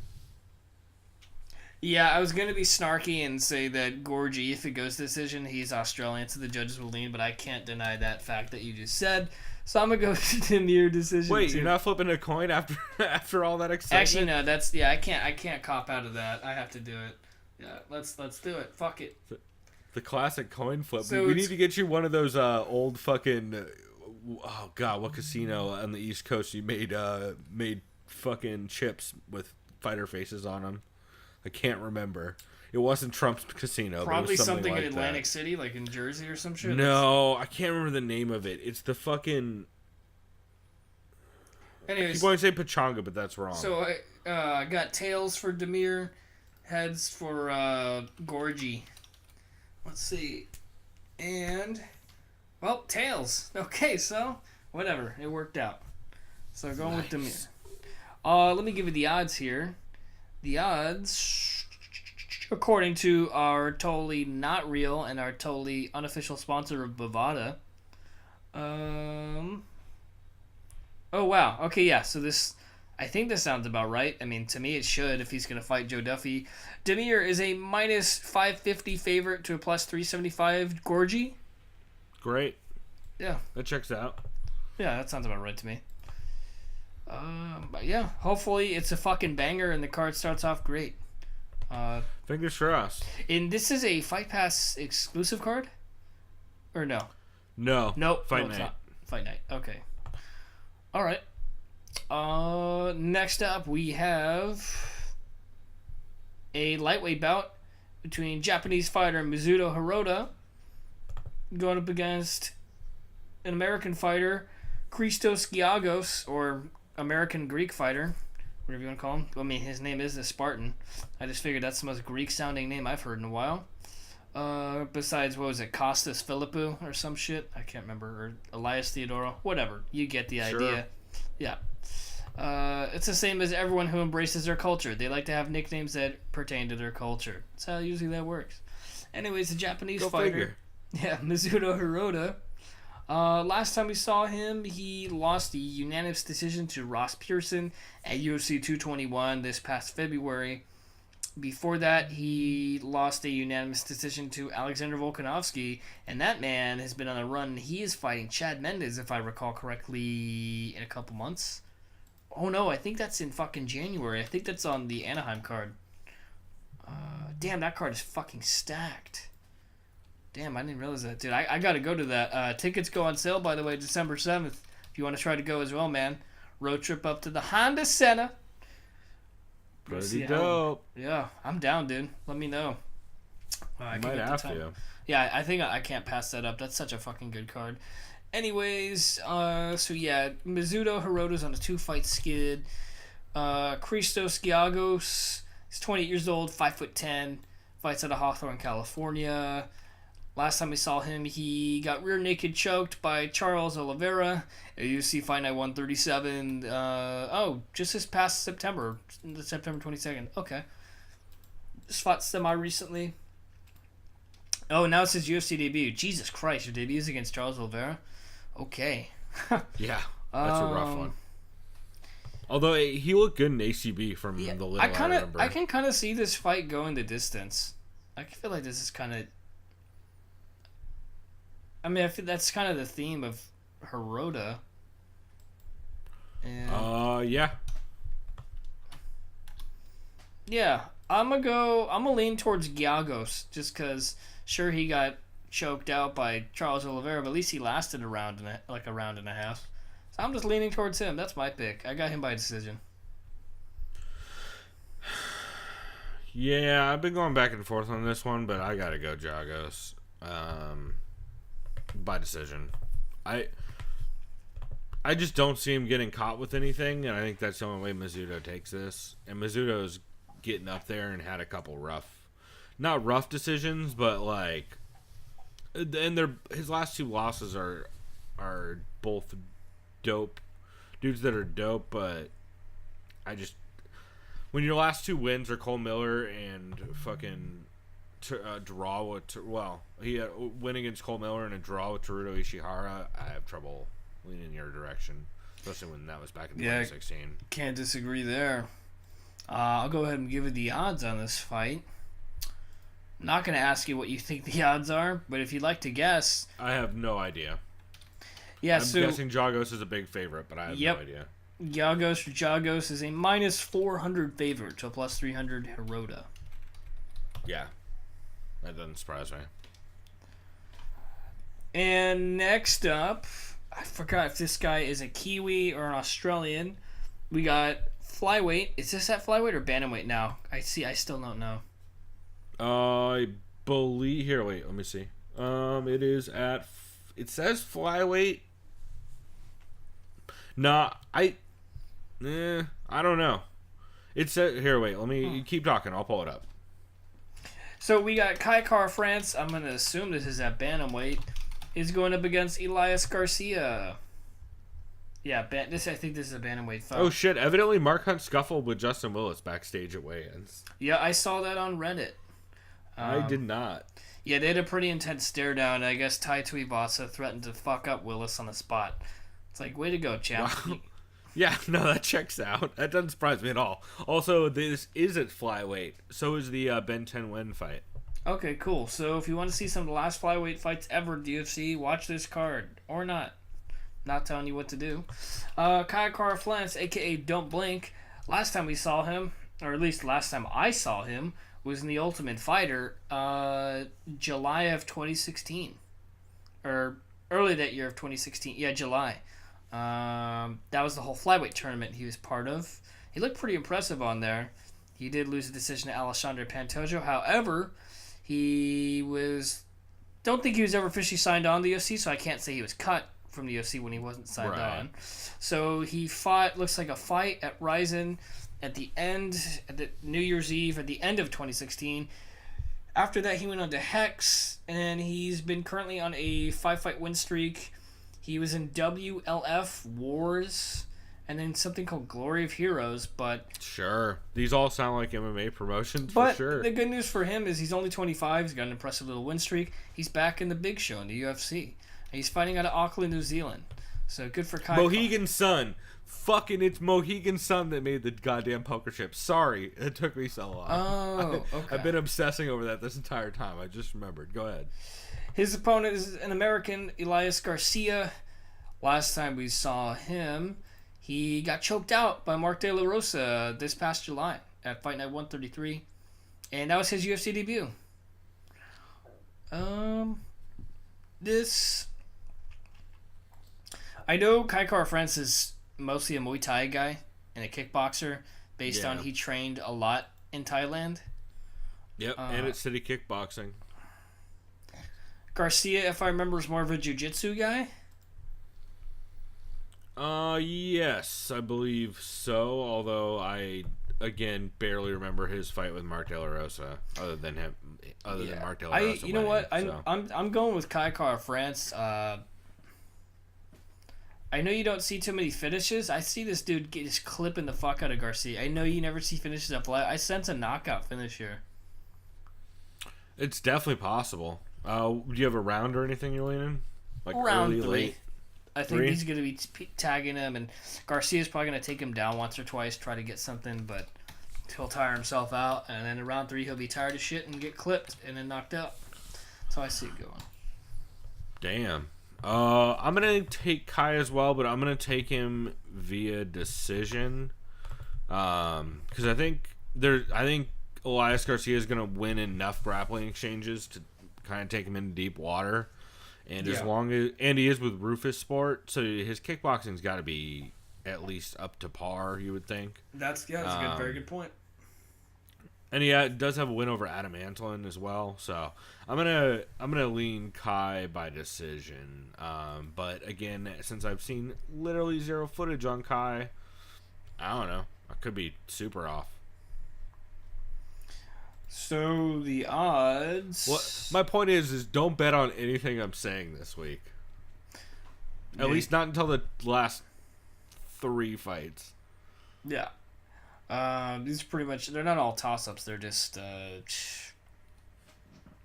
I just haven't done the tape study required. Yeah. So, to be honest, my tape study's I was just too going busy off. watching, I was too busy watching Katharina Linner have to fight fucking Panicky and Zad in the first round of TUF because someone decided she's the last pick, which makes zero fucking sense. Yep, Anyway, I remember let's you not telling get me about back that. That makes sense. I still don't understand how she was a fucking Yulia and goddamn Marcia Allen, who I like both of them, but what the fuck were they doing picked above Katrina? It's I don't ridiculous, know. That beats me. Anyways, the odds are Kai Kara-France is an almost 4-1 favorite. He's a minus 380 to a plus 290. Elias Garcia. You would think I look at the odds before we pick these, but I literally never have. Yeah, but then it almost would make picking pointless if you want to just go with the odds. I mean, kind of. And Kind of. I specifically don't look at them apart from like 1 or 2 people who I'm going to pick up in fantasy. Yeah, that's a good point. That didn't work out for me. Fucking Darren Stewart losing. Shouts to Motherfucker. RDA. Yeah. Oh, yeah. Damn, I'm sorry. It's all right. Next weekend I have in one of our leagues I have Valentina, I have Holloway, and I have Thiago Santos. So I'm feeling pretty good in that one. Okay, yeah. Can't be mad at that. Next up, we have a welterweight bout between Japanese fighter Kita Nakamura, who has one of the smiliest, happiest smiles in the UFC, I'd probably say, at least according to this picture. He's at least number 2. Yeah. Going up against Polish fighters Salim Touari, Grizzly, Keita Nakamura has a record of 33 wins, 9 losses, and 2 draws. He's 5'11", 34 years old, born in Tokyo. Let's see, last time we saw him, he lost a unanimous decision to a fighter that's also on this card, Tony Martin, back in April. How dare you? You mean Anthony Rocco Martin? Yeah, I know. I saw that. I was like, oh, it's Tony Martin, but it's like, why not Anthony Rocco Martin? He sounds like a friend of Nico Bellic's in GTA 4. To be fair... Or he Dude, sounds like a character in the Grease level of... Rocco was in the bout of Gay Tony. He played one of Gay Tony's rivals. And then Okay, that checks out. He's a Never piece of played shit. Bout of Gay Tony. And then he ends up in GTA 5 and you kill him as Michael. It's pretty great. Yeah. Nice. Anyways, that's not related to this at all. Don't know why I said that. No, Just 0%. Well, we have talked about Rockstar games a lot during this episode. Might as well just talk about Rocco's Modern Life, but we'll save that for another time. Hey, I fucks with Rocco's Modern Life. Yeah, dude, I gotta go back and watch those shows because I was just way too young to understand any of that shit. It'd probably be 10 times better. I remember that's how it was with one show I watched too. I was like, wow, the show's amazing now. Or it's like when you go back and watch Ren and Stimpy and you're like, good God, how did I see this as a child? Dude, I fucking saw an episode of Rugrats and the grandpa is perverted as a motherfucker. Yeah, there's some weird shit in some of those old 90s fucking... Yeah, or the fact that their pediatrician or that one doctor's name is Lipschitz. Oh, yeah. Yeah. Anyways, Alex Morono was Nakamura's latest win. It was a split decision win. For that, he also he's fought some people. He lost to Elizu. Fought some tough dudes. Yeah. So and went to the decision Jangeling against them. Yeah, beat fucking Jangeling. Yeah. So Salim Tawari Grizzly, 29 years old, 5'10", fights out of Poland. 10 wins, 2 losses. Last time we saw him, he lost a decision to Warley Alves. Oh, wow. So it's been a year since he's fought. October of 2017.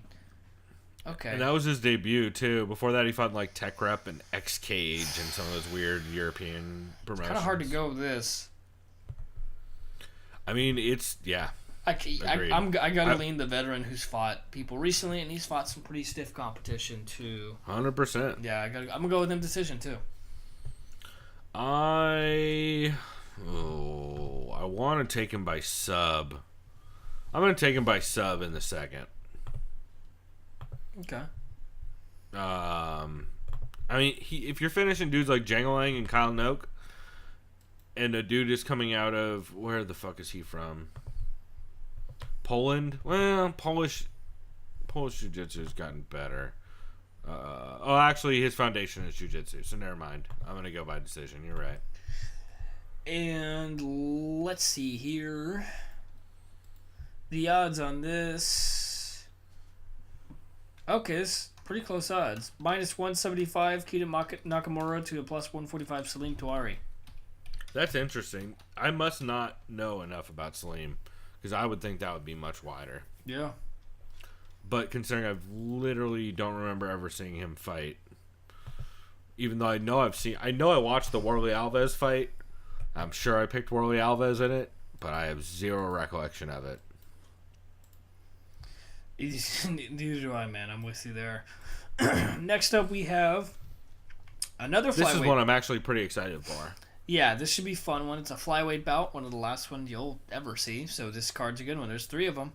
Wilson Hayes, the Brazilian, is going up against American fighter Ben 10 Win.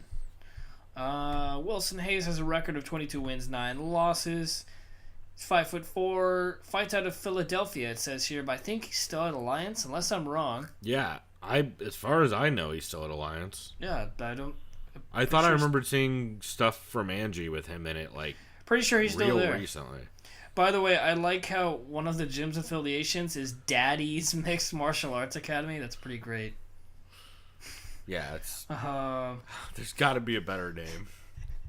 It's probably Daddy's, but just Daddy's. It's probably Daddis. Funny.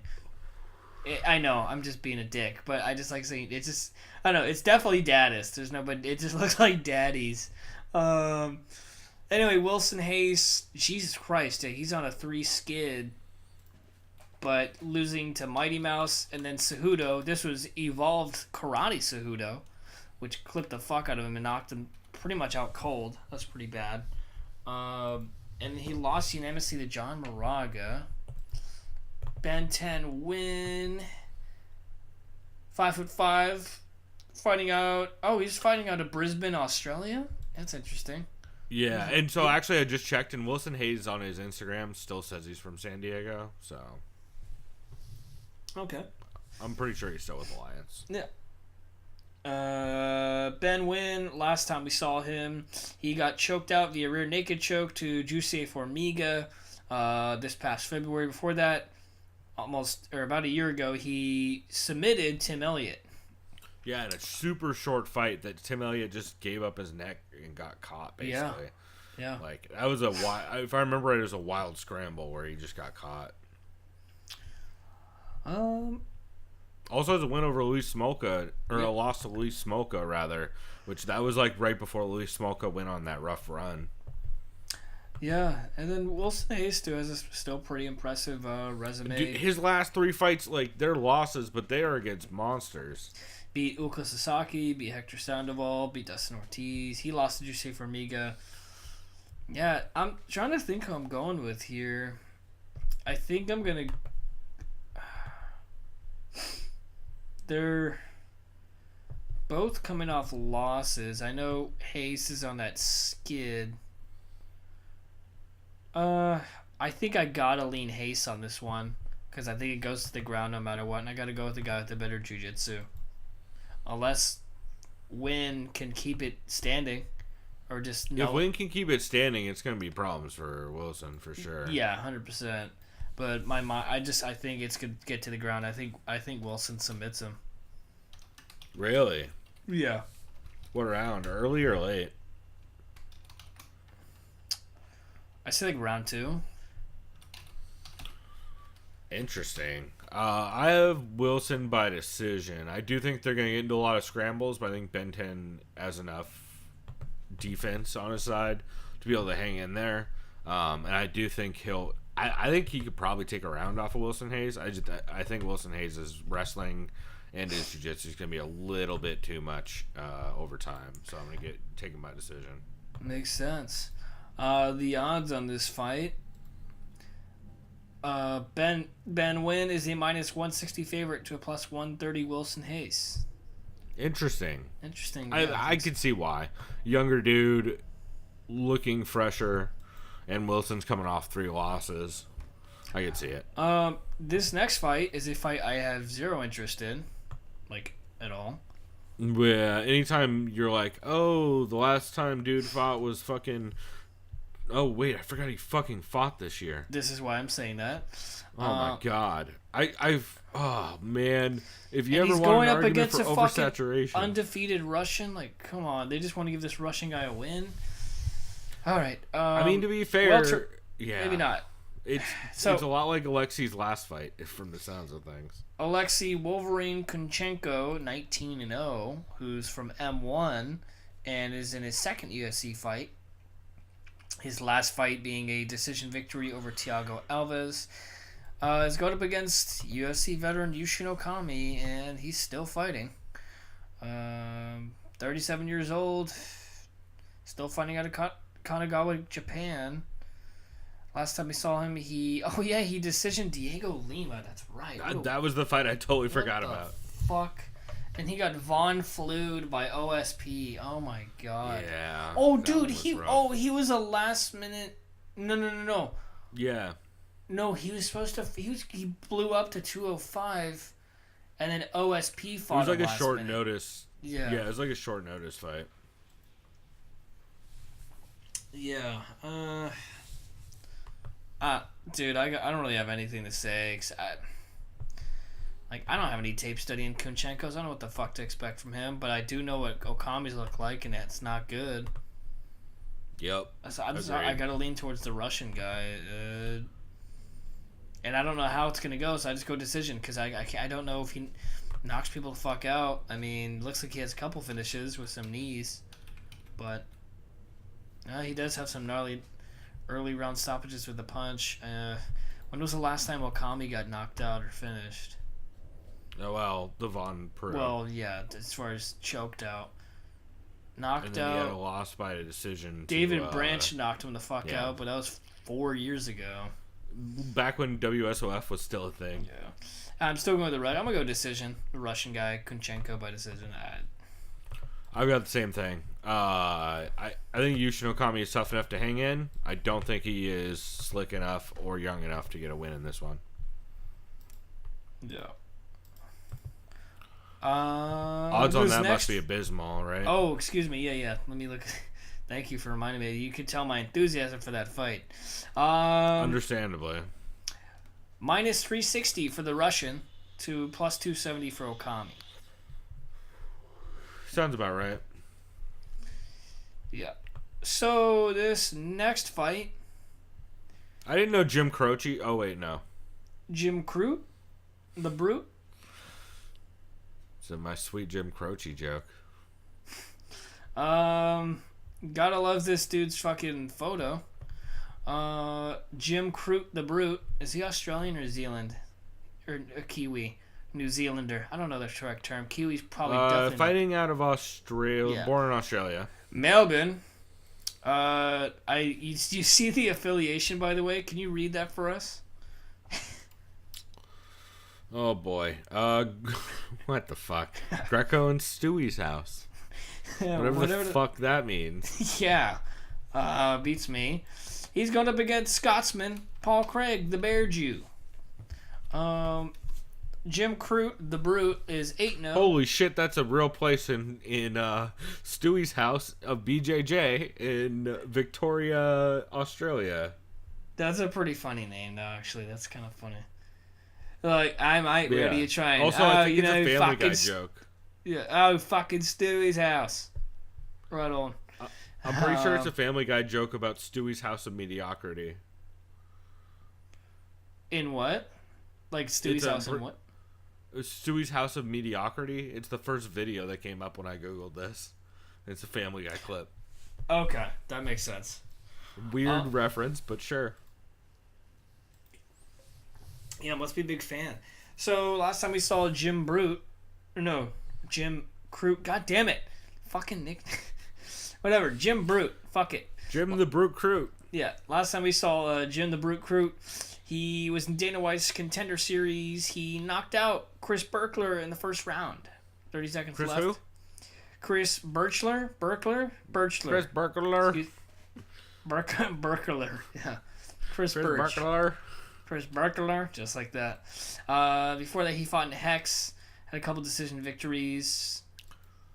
Everybody fought in Hex in Australia, right? Dude, holy shit. I read that as Brian Kelleher. I was like, when the fuck did Brian Kelleher blow up to fucking 205? Like, what? Yeah.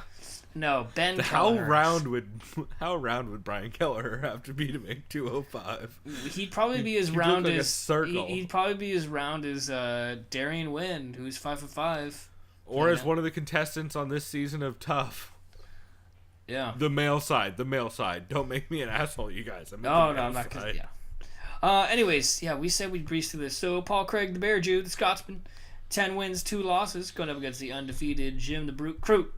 Last time we saw the Scotsman, I like how his foundation style is Kung Fu. He had a triangle. Oh, like a last, very, very, very, very last second walk-off victory. Where he was losing that whole fight and injured his leg, if I remember right.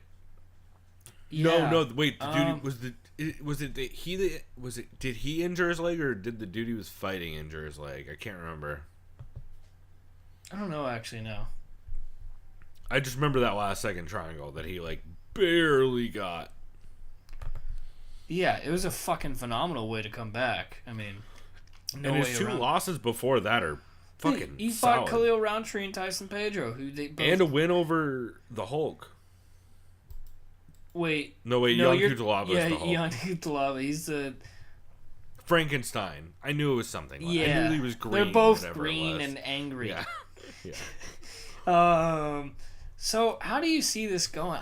It's kind of hard for me to gauge this fight. I don't have Paul Craig. I'll tell you that much. Mostly because I think Paul Craig only wins this with a sub, and I think for him to get a sub in this fight, he's gonna have to go through some fucking trouble. Yeah. Plus Tyson Pedro having to win, and Tyson Pedro also being from Australia, I guess is my logic in that. I don't know. I've got Crute by probably. I got him by Naka, dude. I don't know why. I do too. Probably round 1. Yeah. Granted, Pedro and Clearancho hit like fucking trucks, but still, that's the kind of like you're in one of those types of divisions where. Yeah, if dudes land, they're gonna put you out. You have first also? Yeah, I'm going first, dude. I think he's gonna get bombed. I think while the bottom half of this card is not gonna have a lot of finishes, I think the top of this card is going to have a shit ton. I could see that. The odds on this, by the way, if you're curious, Jim Crute, the Aussie, is a minus 270 favorite over the plus 210 underdog Scotsman Paul Craig. All right.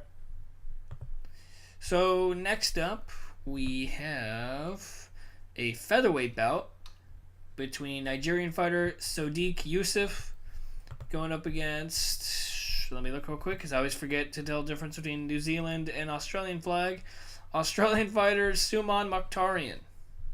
You can tell by looking. Wait, no.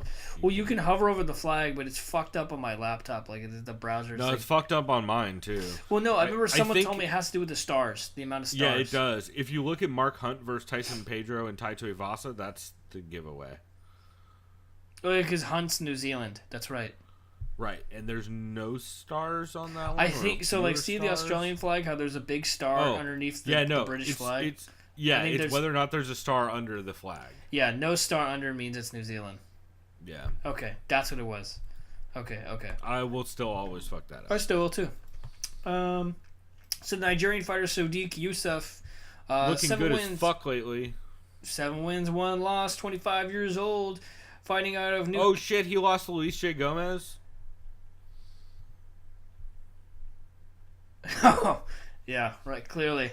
Yeah, I was just gonna let that joke sit there for as long as possible. Yeah, it made me laugh though because I was like, Luis Gomez, like who? And I was like, oh yeah, clearly he's gonna slam and punch him in the first fucking round. That happened. But, yep. Yeah. Also, that fight happened in Fort Lauderdale, Florida, my least favorite city in the country. Maybe outside of Bakersfield and Lompoc. Wait. Why do you hate Fort Lauderdale? You explained this to me. I've been there. It just sucks. It sucks. Does it embody or personify just what Florida man means? It's definitely up there. To be fair though, there was a decent. I want to say it was a Trader Joe's that had Cigar City before we had Cigar City out here. Ooh. So that was good. Yeah, and I had an okay pizza, but that was about the only good things I have to say about. Oh, actually, no. There was one dope coffee shop in downtown. That was the only dope. Those are the only things I have positive. The only thing I know about Fort Lauderdale is the band A Day to Remember has a song called All Signs Point to Fort Lauderdale, and the first opening lyrics are "I hate this town. I'm so fed up. Just don't give a fuck." So yeah, I agree too. That totally checks out. And to be fair, they also have the Hollywood Hard Rock and Casino is technically in Fort Lauderdale as well. Oh god, this reminds me of like a Tom Segura bit where it's like, don't ever go to Paris, Tennessee. Fuck Paris, Tennessee. Yeah. Suman Mokhtarian, the Australian fighter, 8 wins. Oh, the undefeated Australian fighter. This is his UFC debut. For that, he was on an Australia regional card, and he was on Hex. That's a great...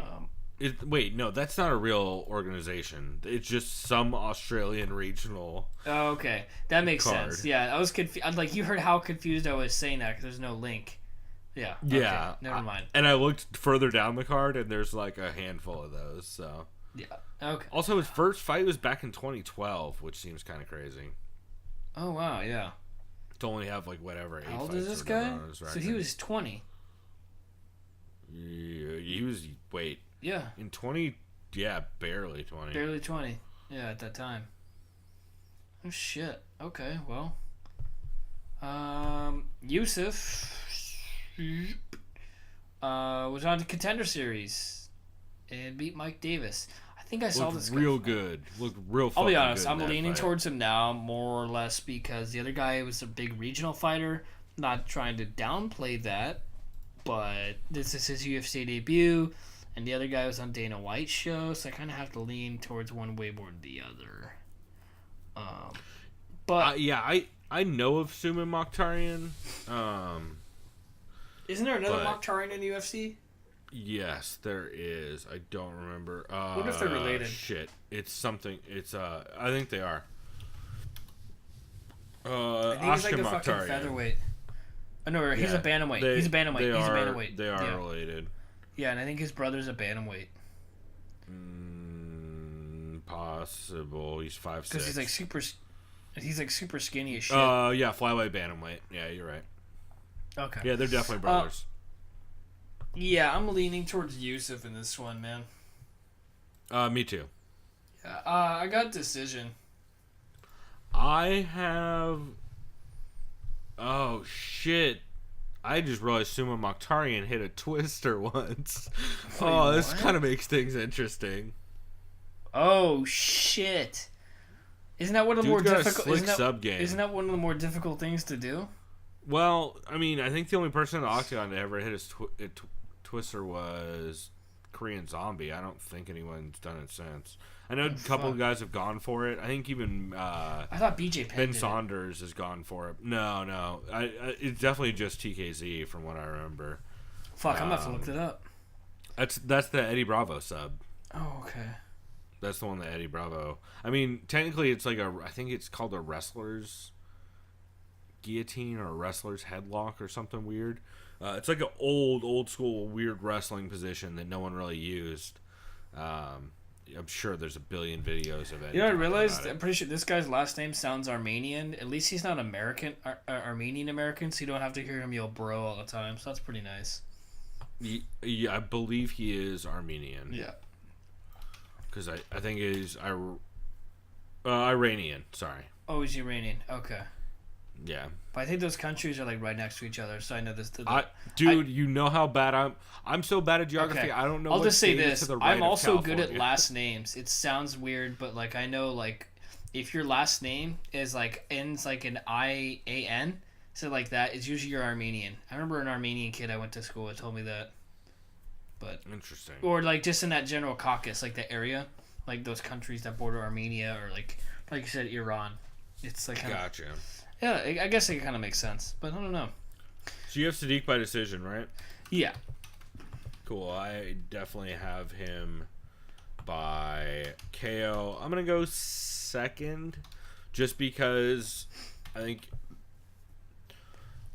I would go first if this wasn't happening in Australia. Yeah. I think he's gonna take a little bit more time to adjust. Odds on that one? Holy fuck. I'll have you guess. This is one worth guessing. Well, the guys off Contender Series always have crazy high favorites. So Yes. I'll say like minus 500. Mine is 650 for Sadiq. Yeah. Yeah. That's way too wide, but Yeah. okay. Yeah. We did still both pick Sadiq, so Yeah. Okay, I remember we said, hey, can we finish this 45 minutes? We can get halfway in Nope. 45 minutes. yeah. No, we're through the part of at least the people we don't know, and we're 2/3 of the way. Yeah, no, we'll be fine. We were just being cheeky bastards, of course. Cheeky bastard. Let's see, what's this fight? What do we got? We got Australian fighter Jake the Celtic Kid Matthews going up against Anthony Rocco Martin, or as you probably know him, Tony Martin. That's right. Anthony Rocco's Modern Life Martin. Yep, thank you. That's our official nickname. We usually do our best, everyone, to give fighters new nicknames, or fighters that don't have nicknames yet, nicknames per card. I think it's pretty fun. And thank you, Chris, for doing Also, that. it helps us remember who the fuck It really does. It truly does. Yeah. That's So the Anthony dirty Rocco's secret Modern behind Life. the nicknames. That's it too. We're not even saying his last name. It's just Anthony Rocco's Modern Life. That's it. Sure. So Jake Matthews is only 24. Actually, it should probably be Anthony Rocco's Martin Life. Yeah, that's better. Anthony's Rocco Martin Life. There you go. He moved the S, but it's fine. We'll just keep moving. I did, yeah. I don't know how to punctuate. The Celtic Kid. He's only 24, hence he's still the kid for now. He's on a nice 3-fight win streak. Last time we saw him, he rear naked choked Shinso Ansai in UFC Fight Night 132 just this past June. For that, he unanimously decisioned Jangalang. Yeah, it looked good against him, too. And that was a fight Jangalang barely, or almost gouged his fucking eyeball out. Yeah, he almost removed an eye. And before that, he won a split decision over Bojan Velichkovic. Anthony Rocco's Martin Life. Last time we saw him, he's on a 2-fight win streak. He just fought a month ago. Holy shit. Yeah, and he fucking smashed Ryan LaFleur. Okay, yeah, in the beginning of the third round. I almost had that way off. And before that, he won a decision over Kita Nakamura.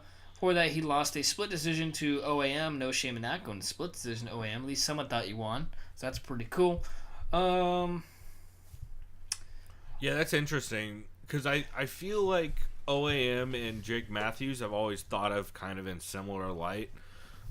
Jake Matthews is less of a wrestler, but still comes with a pretty wrestle-heavy game from what I remember. And I think it's just their age and the time they came into the UFC is why I always associate Jake Matthews and OAM. But it's interesting that that's who he has the loss to. Not gonna lie. Also, they both have wins over Johnny Case, I believe. So, I'm leaning Jake Matthews. That's more the fact that I don't have as much tape study or memory study of Anthony Rocco's Martin Life. What do you think? Oh, and by the way, according to Tapology, his affiliation should not be spoken of. But who knows? I'll give him the benefit of the doubt. I don't know. Yeah. Oh, right. That part. I forgot he was part of the bad people. Yeah. Although to be fair, who knows how old that is? I don't know if he's still that's with why I'm literally saying I'm giving the benefit of the man. doubt. So because it says Wilson Hayes is fighting out of Philadelphia. So yeah, exactly. Shouts to Tapology.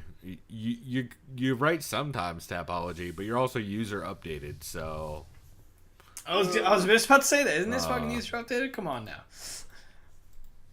Yeah, 100%. Holy shit, Venator still... Okay, I'm getting distracted. I didn't know Venator still had cards they were doing. That's crazy. Claro, Venator. Fuck it. I thought after Cody McKenzie and Jason... Or after Mayhem Miller came in like 200 pounds overweight and Cody McKenzie showed up drunk. Dude, if I was Mayhem, I would be like, dude, you guys, I just ate too much pasta and pizza. What can I say? He came in at like 210 or 220. That would have been my excuse if I knew I was fucked. I mean, I'm in Italy. What do you expect? Hey, the pastas. Hey, piace molto. Oh man, I've been going back and forth on this one. I think I got to take Tony Martin. I got to take Rocco's Martin Life. I was thinking about that because it's like, dude, he just knocked the fuck out of someone with a gnarly head kick against the grappler. He looked really fucking good in that fight. And he gave Ryan LaFleur fucking problems in that fight. You know what? And I like Jake Matthews, but Jake Matthews, dude, to be fair, Jake Matthews has that win over Jangling too. I'm gonna switch my pick if that's cool. Usually we don't like to do that. Or I shouldn't say we don't like to do that. We usually don't do that unless it's like both of us are like, well, fuck yeah, this guy's gonna win, kind of pick. But I'm gonna go with the side of the momentum. Sometimes when you're a little unsure, gotta go with who you've seen lately and. You can't pass up on someone who knocks someone out with a head kick. I mean, Jesus. Yeah. You got to set that shit up. So how do you think this fight goes? Do you have a method or? I don't know how his scrambles are. They've got to be pretty fucking good if he knocked out Ryan LaFleur in the third round. So. And he has a good ground game for sure. I say he wins decision because Matthews has a pretty fucking good chin. I think Jangling is piecing him up. for a little bit. Yeah, you know Django what? hits If Kevin pretty Lee hard. is the last one to finish him, yeah, I think I'm gonna go decision as well. I would not be surprised though if Jake Matthews is just able to win scrambles and take this. Yeah, wouldn't be. Sorry, someone sent me a very stupid fucking meme, but it's pretty funny. Had to do some NFL news today, so yeah, go figure. What was I just about to say? Oh, the odds. The odds. What are the odds? The odds in this fight are pretty fucking What even. are the odds?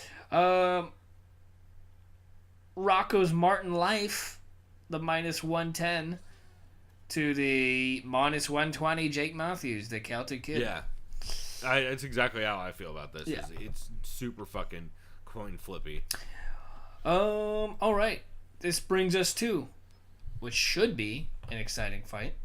Got a heavyweight bout between Mark, the Super Samoan Hunt, going up against New Zealander Mark Hunt. Actually, Or am I off?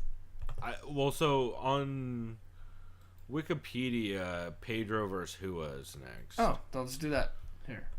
So we'll go with that Yeah. for now, I guess. So we got Mauricio Shogun Hua, the former UFC light heavyweight champion, the Brazilian, going up against Australian fighter Tyson Pedro. Mauricio Shogun Hua, last time we saw him, last of what we kind of saw him, what was left of him, he got dispatched by rising light heavyweight Anthony Smith, who obliterated him sad. a minute and a half. Yeah, I felt really bad for Shogun. He's a legend, but holy shit, he was just outmatched from the get-go. I won't take away from him. He had an impressive... They tried to make Shogun fight Vulcan twice. That's fucked up. That would have been bad, too. That would have It been... would have been worse, arguably. Yeah. Yeah, Vulcan, like, what's wrong with my hands? It's like, well, you almost killed a guy. Yeah. So, excuse me. Yeah, I mean, he had an impressive 3-0 win streak. He beat Big Nog, or is it Little Nog? I still get this motherfucker. Isn't it? One of them's heavyweight, one of them's light heavyweight, right? Is that how that always was? Yeah, god fucking damn it. So he... I think Rodrigo is the old one. No, I got it backwards again. It's because they're Rogerio twins. is It's because they're twins. That's the main fucked up thing. Yeah. Wait, don't they Rogerio is have the the- older... Wait. It's the middle name. It's the middle name Wait, that's different. they have the same Roge- fucking first name? Yeah. Yeah. Dude, whose Because stupid it's fucking Brazil idea was that? shit. That's dumb. So That's so dumb. Rogerio is the older one. Rodrigo is the younger one. That is the dumbest fuck. I'll say this. I have a twin. Hey, who's you not... tell him. I'm not No. gonna tell him. I have a twin. We're not identical, but our middle names Yeah. are the same. That's fine. It makes him. Yeah, Oh, like- well, that's also fucked up, though. No, fuck that. You think so? It's just the middle name. Yes. Yeah, dog. But it sure doesn't help distinguish either one of you as twins. Well, I don't know. I feel like having the first name being the same is still more confusing. It's worse. Because It's definitely it's worse, worse yeah. because you're not going to say the fucking middle name. That's like saying if I had an identical twin and his name is Chris Medaffer. You know how fucking confusing that is? True. That's super confusing. Like, oh, I'm And Christopher we James. can't have. Oh, I'm and then That what is also- he? Christopher Joseph or some shit. Yeah. You know, it's still CJ. You're like, fuck you. Because just That like also their AR. means our commentaries would have been the 3 Chris's, Yeah. Yeah. which would have been terrible. Yeah. See what I mean? It's just like good on you, Brazil. I won't understand it because I don't. But yeah, sure. Let's just have your twins have the same first fucking name. That works. Anyway, he's not fighting. There are no nogs on this card. Yeah.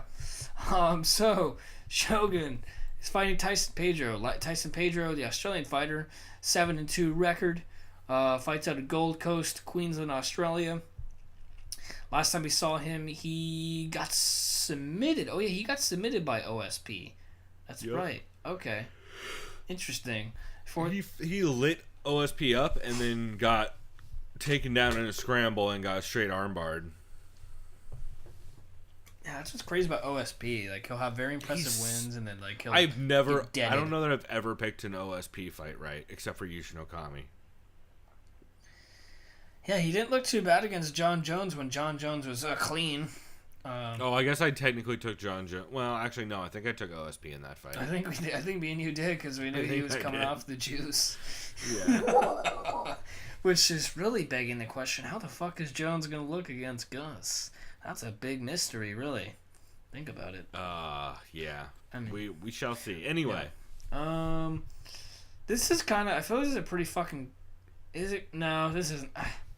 I want to say it's gonna be close. Part of me thinks Tyson's gonna deaden. Is gonna flatline. I don't. What's your pick? Because I already know mine.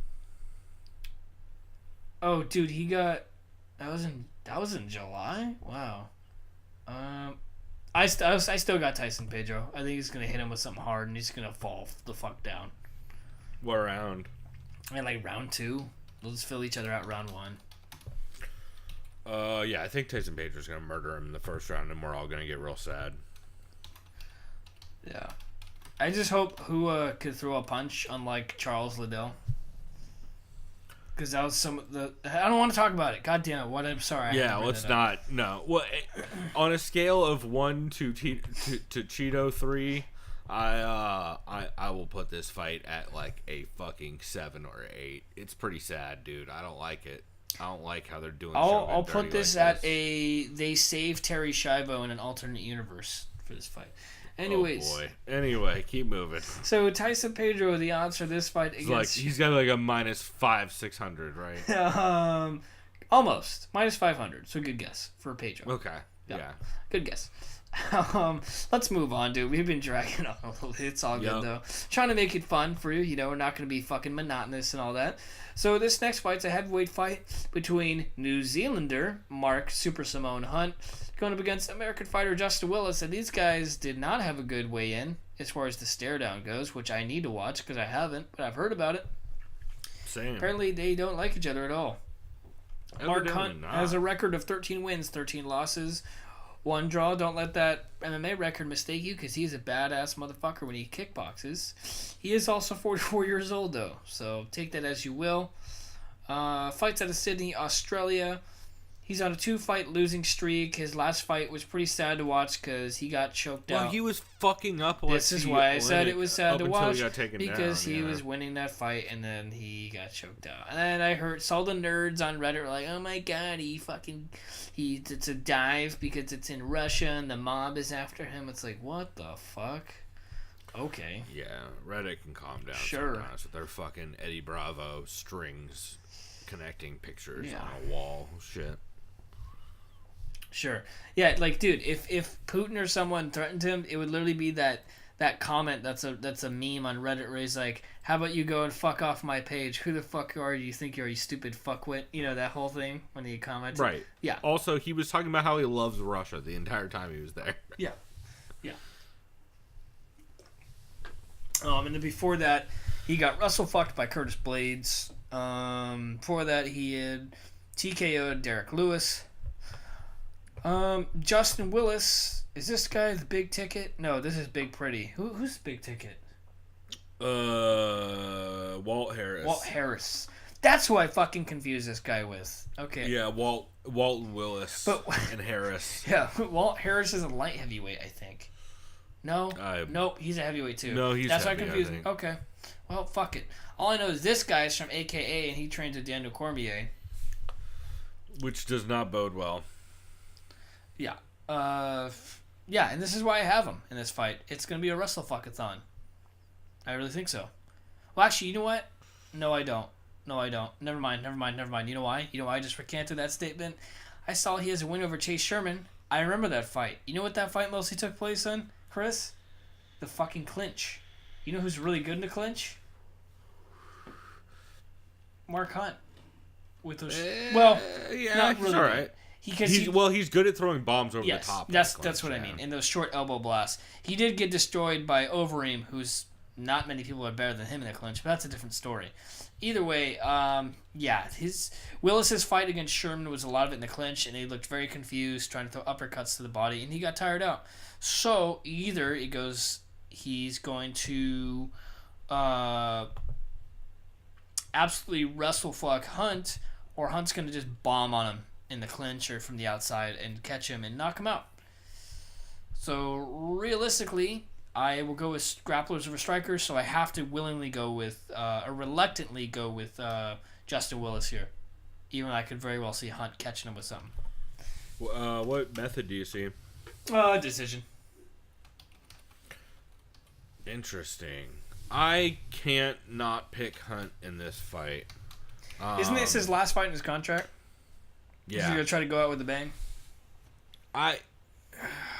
The problem is I think a big part of this fight could be the low calf kicks of Hunt, which he worked really well in his fight against what's his goddamn name? Senor Ezekiel.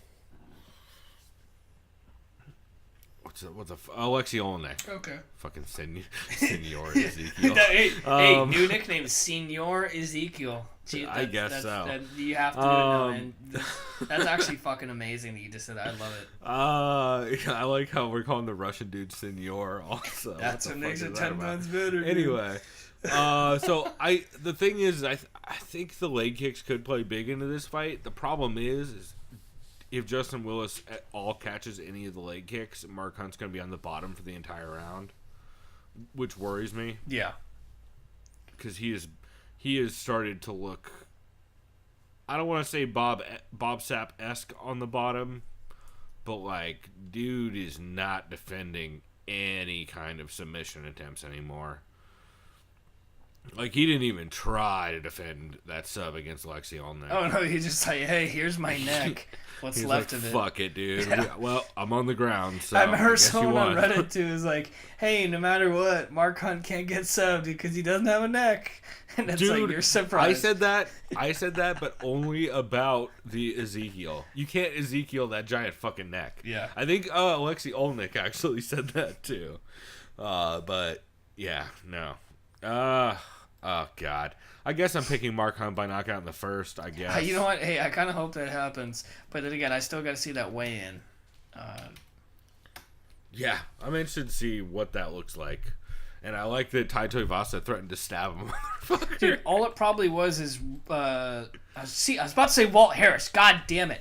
It's probably Justin Willis saying you're a bitch or something like that, and then he's like, you fucking what cunt, and then like they just start jawing at each other, and then that's it. That's probably all that happened, and then like Tuivasa will go fuck you up. I don't know, but we'll see. I gotta watch it. So, well, the line on this has to be pretty close, right? oh yeah. I would think Willis is probably a little bit favored. Yeah, Willis is a minus 135 to a plus 105 Mark Hunt.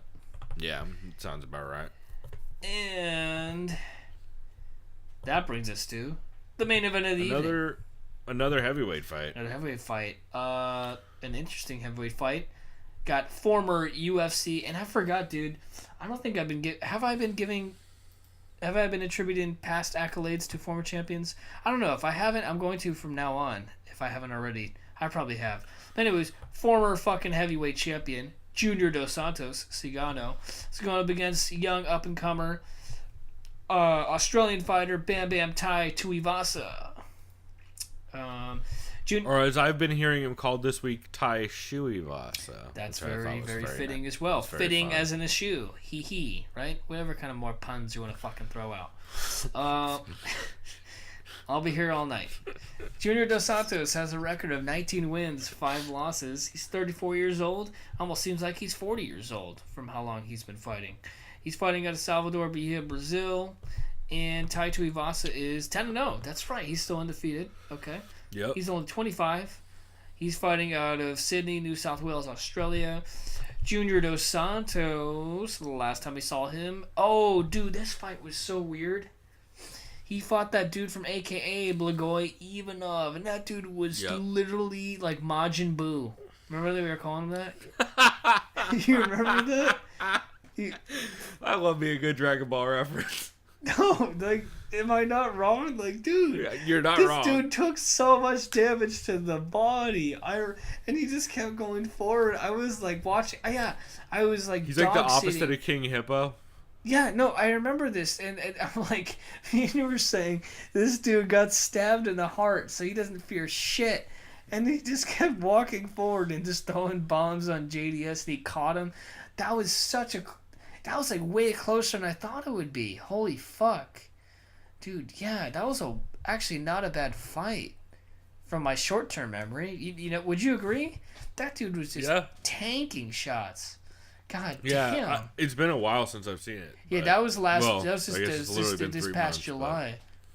But... Yeah. Holy fuck! And then before that, JDS got finished by Stipe. Last year in a fight that he was doing good early on, but then with Stipe those leg just kicks came on. Yeah. Tai Tuivasa. Last time we saw him, he won a decision over Andre Arlovski, which some people thought Andre might have squeaked out. It was pretty close. Yeah, I remember when I saw it, I was like, unanimous, you know. Yeah. And before that, he had some very impressive finishes over Cyril Asker and Rashad Coulter. Yeah, Tai Tuivasa is a shit-eating wild man when it comes to fucking heavyweight fights. I'll be honest. He just right comes now, forward and throws heaters. I already have my pick in mind, and me too. Go zero ahead. hesitation. I'm going Junior Dos Santos. Really? Mainly because Tai Tuivasa looked a little rough around the edges. I felt like against Andre Arlovski. 100%. When he was like when he was like just in the clinch. I don't want to say he seemed lost because I feel like he's still young in his career. He's a little wild. And you're not going to be able to afford to do that against Dos Santos. Can he catch Dos Santos? Yeah. They both have knockout power, but I just got to go with the veteran experience here, and I think he's just going to not completely outclass Tai, but he's going to outclass him for sure, 100%. And I think what method? I think it's a TKO. Round 4. He'll just in the 4th. Wow. That. To be fair, that's a pretty slick pick because I think if Tai gets past the 3rd round, he's gonna be tired. That's why I'm saying that. That dude hates cardio. That's why I'm picking 4th round. He'll literally be dead in the 4th round, and then Dos Santos, JDS will just pick him hard.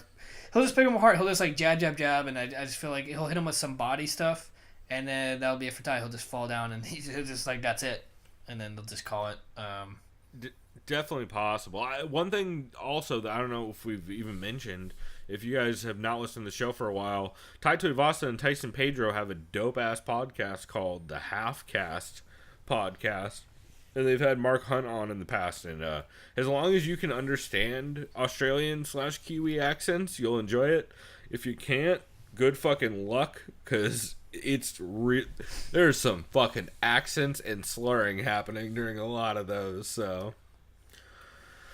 I gotta take Tai in this. I don't think it's probably the right pick. It's just the pick I have to make. I love me some Tai Tuivasa. And Junior Dos Santos, he should win this fight. Junior Dos Santos should win this fight. Based on just amount of time in the sport, credentials, technique, cardio... All of those things point to JDS taking this late. However, I'm still going to take Tai Tuivasa KO in the... I don't know whether to go late first, early second. I'll say first. Fuck it. I think... So that means... Oh, God, am I a homer? That means I think Tuivasa, Hunt, and Pedro are all going to win by knockout in the first round. So if they do, get ready to see some motherfucking shoeies going down. Yep, you goddamn right. Or get ready to see the opposite of all those things happen. The odds, and I'll have you guess the odds. What do you JDS should be a favorite, but not by much. Like 140. Very good guess. He's a minus 165 to a plus 135 tie. I think that's probably the way the line should sit. However, I have trouble believing that JDS won't get crowded and bombed on. Like, because JDS is real good at range, but Tai just kind of crashes forward in a reckless ass way with a good chin, and I think that could be like overwhelming, and I just have a feeling that JDS is gonna get clipped behind the ear with a big shot. I can see that 100%. Or Tai Tuivasa does some crazy shit and throws another flying knee or some bullshit. Yeah. or fucking does a spinning back kick or some weird athletic shit that he shouldn't be able to do in his weight and frame. See that as well. Cool, man. Well, really what we learned from this, I think, is that the main card seems like it's going to be fun as hell, but the undercard could be a little rough. Yeah. Also, we learned we had the exact same opinion on this card except for the co-main and main. Oh, yeah. Pretty much. That's right. Okay. So, it should be interesting. I'm excited for it nonetheless. I'm also super excited for KSW. I know we haven't talked about it much because I'm trying to keep this short so that I can get editing done in time. But I highly recommend signing up for Dazen and picking up the KSW card because for like whatever it is, $5 a month or whatever, KSW card is gonna be dope. And if you ever seen a KSW card, Chris? Yes, you showed me before, and they're wild as hell. Yeah, and I am always a homer for Polish shit since I'm a little bit Polish. I'm like German Polish as shit, and I just think Polish people have the best dry sense of humor. It's my fucking favorite. They're so saucy and so dry in their delivery. It's my favorite. So, and they also just love spectacles. Like dudes are coming out in tanks and shit during walkouts. I love it's that. crazy. It's fucking great. And yeah, so my of course plug.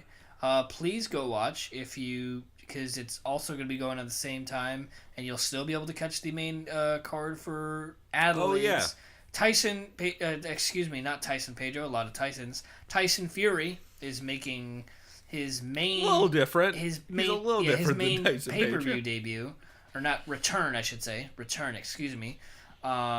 Just know that this guy lost 142 pounds in a year. He was addicted to cocaine. Looks skinny as shit. And alcohol. This dude has been through a lot of shit. But so is Deontay Wilder. And Deontay Wilder's pretty much nearly killed everyone he's fought. Deontay Wilder's been on fire in interviews this week. If I were to if I had money on it, I'm going Wilder just because... and yes, sorry for the fucking on-the-nose comment, but he is wild in the way he kind of has like those looping, gnarly fucking hooks that knock people out. Which could be Dude throws bombs. Which could be his undoing though, because Tyson has a very, very, very good lead jab, very fucking quick. So it's gonna be a technical fucking spectacle, really. It's either like Wilder's gonna knock this dude the fuck out, or I think Fury pieces him the fuck up and just puts on a show. But then again, Tyson Fury hasn't really. He's just been out, you know. So yeah, I'd have to go Wilder if I were to pick, but I'm watching that fight 100%. That's gonna be. I hope it's so good, man.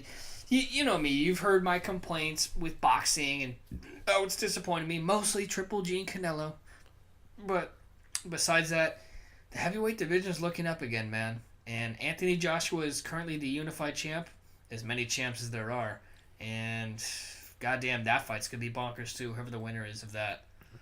Yeah, if what's his fucking face can stay out the way. His shithead manager. Paul Heyman, I want to say. Oh, fuck, that's right. I think you're right. Well, I'm so bad at fucking boxing managers and all that bullshit. I barely pay attention to boxing because it's so fucking like the old school Vegas corruption in boxing. But do you see why I like this fight though? Oh, for sure. I'm excited to see this fight. Yeah. I will definitely have it on a second screen during the Adelaide card for sure. Yeah. Or a third screen since all Bellator up to. Go check it out. Definitely. So we will go ahead and wrap this here. Chris, is there anything you wanted to shout out before we wrap? Yeah, so I was going to tell you last week I'm going to do a new written segment on the website, our website, because I need to do some cleaning up as far as getting rid of that old website of mine that doesn't exist anymore. Yeah. But I'm going to start doing a thing where it's kind of like a tape study blog of mine, where I kind of give my thoughts. I don't want to say it's like, you know how we're doing a preview segment as part of our podcast? It'll kind of be like just tape study notes or something, because, you know, I'm still trying to learn just the martial arts itself. It's just going to be my thoughts, you know. I won't tape study the whole card. I'll handpick fights based on fights that I'm unfamiliar with at all. Like I'll pick a fight that I have no fucking clue what's gonna happen, and then I'll do some notes. It'll basically be like 3 or 4 fights, I think, depending on the card. Do like a deep dive on a couple of them. Yeah, it'll be like a written preview that I'll just put up on the website. Cool. We will we'll set up a custom URL for that feed of those too. So we'll have that for you next week. Yeah, it's so something I wanted to announce because, dude, I've been thinking go. about it. I need to just get back into the whole writing groove thing again, man. I've just been Sure. too lazy and too embedded with. I just want to do so many other things, and yeah, it's something I need to do. And I think it'd be fun for us to always have that going for the podcast too, especially something we can tweet out as well. Whatever you want to do. Yeah, that sounds great, man. We'll definitely do that. You guys can, by the way, the website is thesoundofviolence.com or sovpod.com. Yep. And we have everything up there, links to, basically we have the descriptions and everything. We also have some random shit if you dig around on there. So check that out. We will be doing more coverage. Also our YouTube channel, I believe we're the Sound of Violence Podcast. If you search that on YouTube, we should come up. And we are going, trust me, we're going to be doing more YouTube content here shortly. I have we got some ideas and some stuff in the works, so keep an eye on those. We're TSOV Pod on Twitter. You can email the show, Chris at the Sound of Violence or sovpod@gmail.com. And we always love hearing from you guys. Also, you can always find us, or you can always find me anyway, on the MMA community forums. So hit us up. And yeah, man, that's about all I got. But I'm pretty excited for this card tomorrow, or all the cards tomorrow for that matter. Hell yeah, man! I'm gonna try to check out is whatever I miss at work. I'll try to catch up on later on in the evening. Sweet. Well, we'll go ahead and wrap this here, and we'll be back next week for UFC 231 in Toronto, where there's some fucking titles, and that is a stacked ass card. Ooh, yeah, fuck yeah. It'll be Cool. good. Well, yep, sure should be. So, till next time, everybody, go do something decadent. We out. Bye.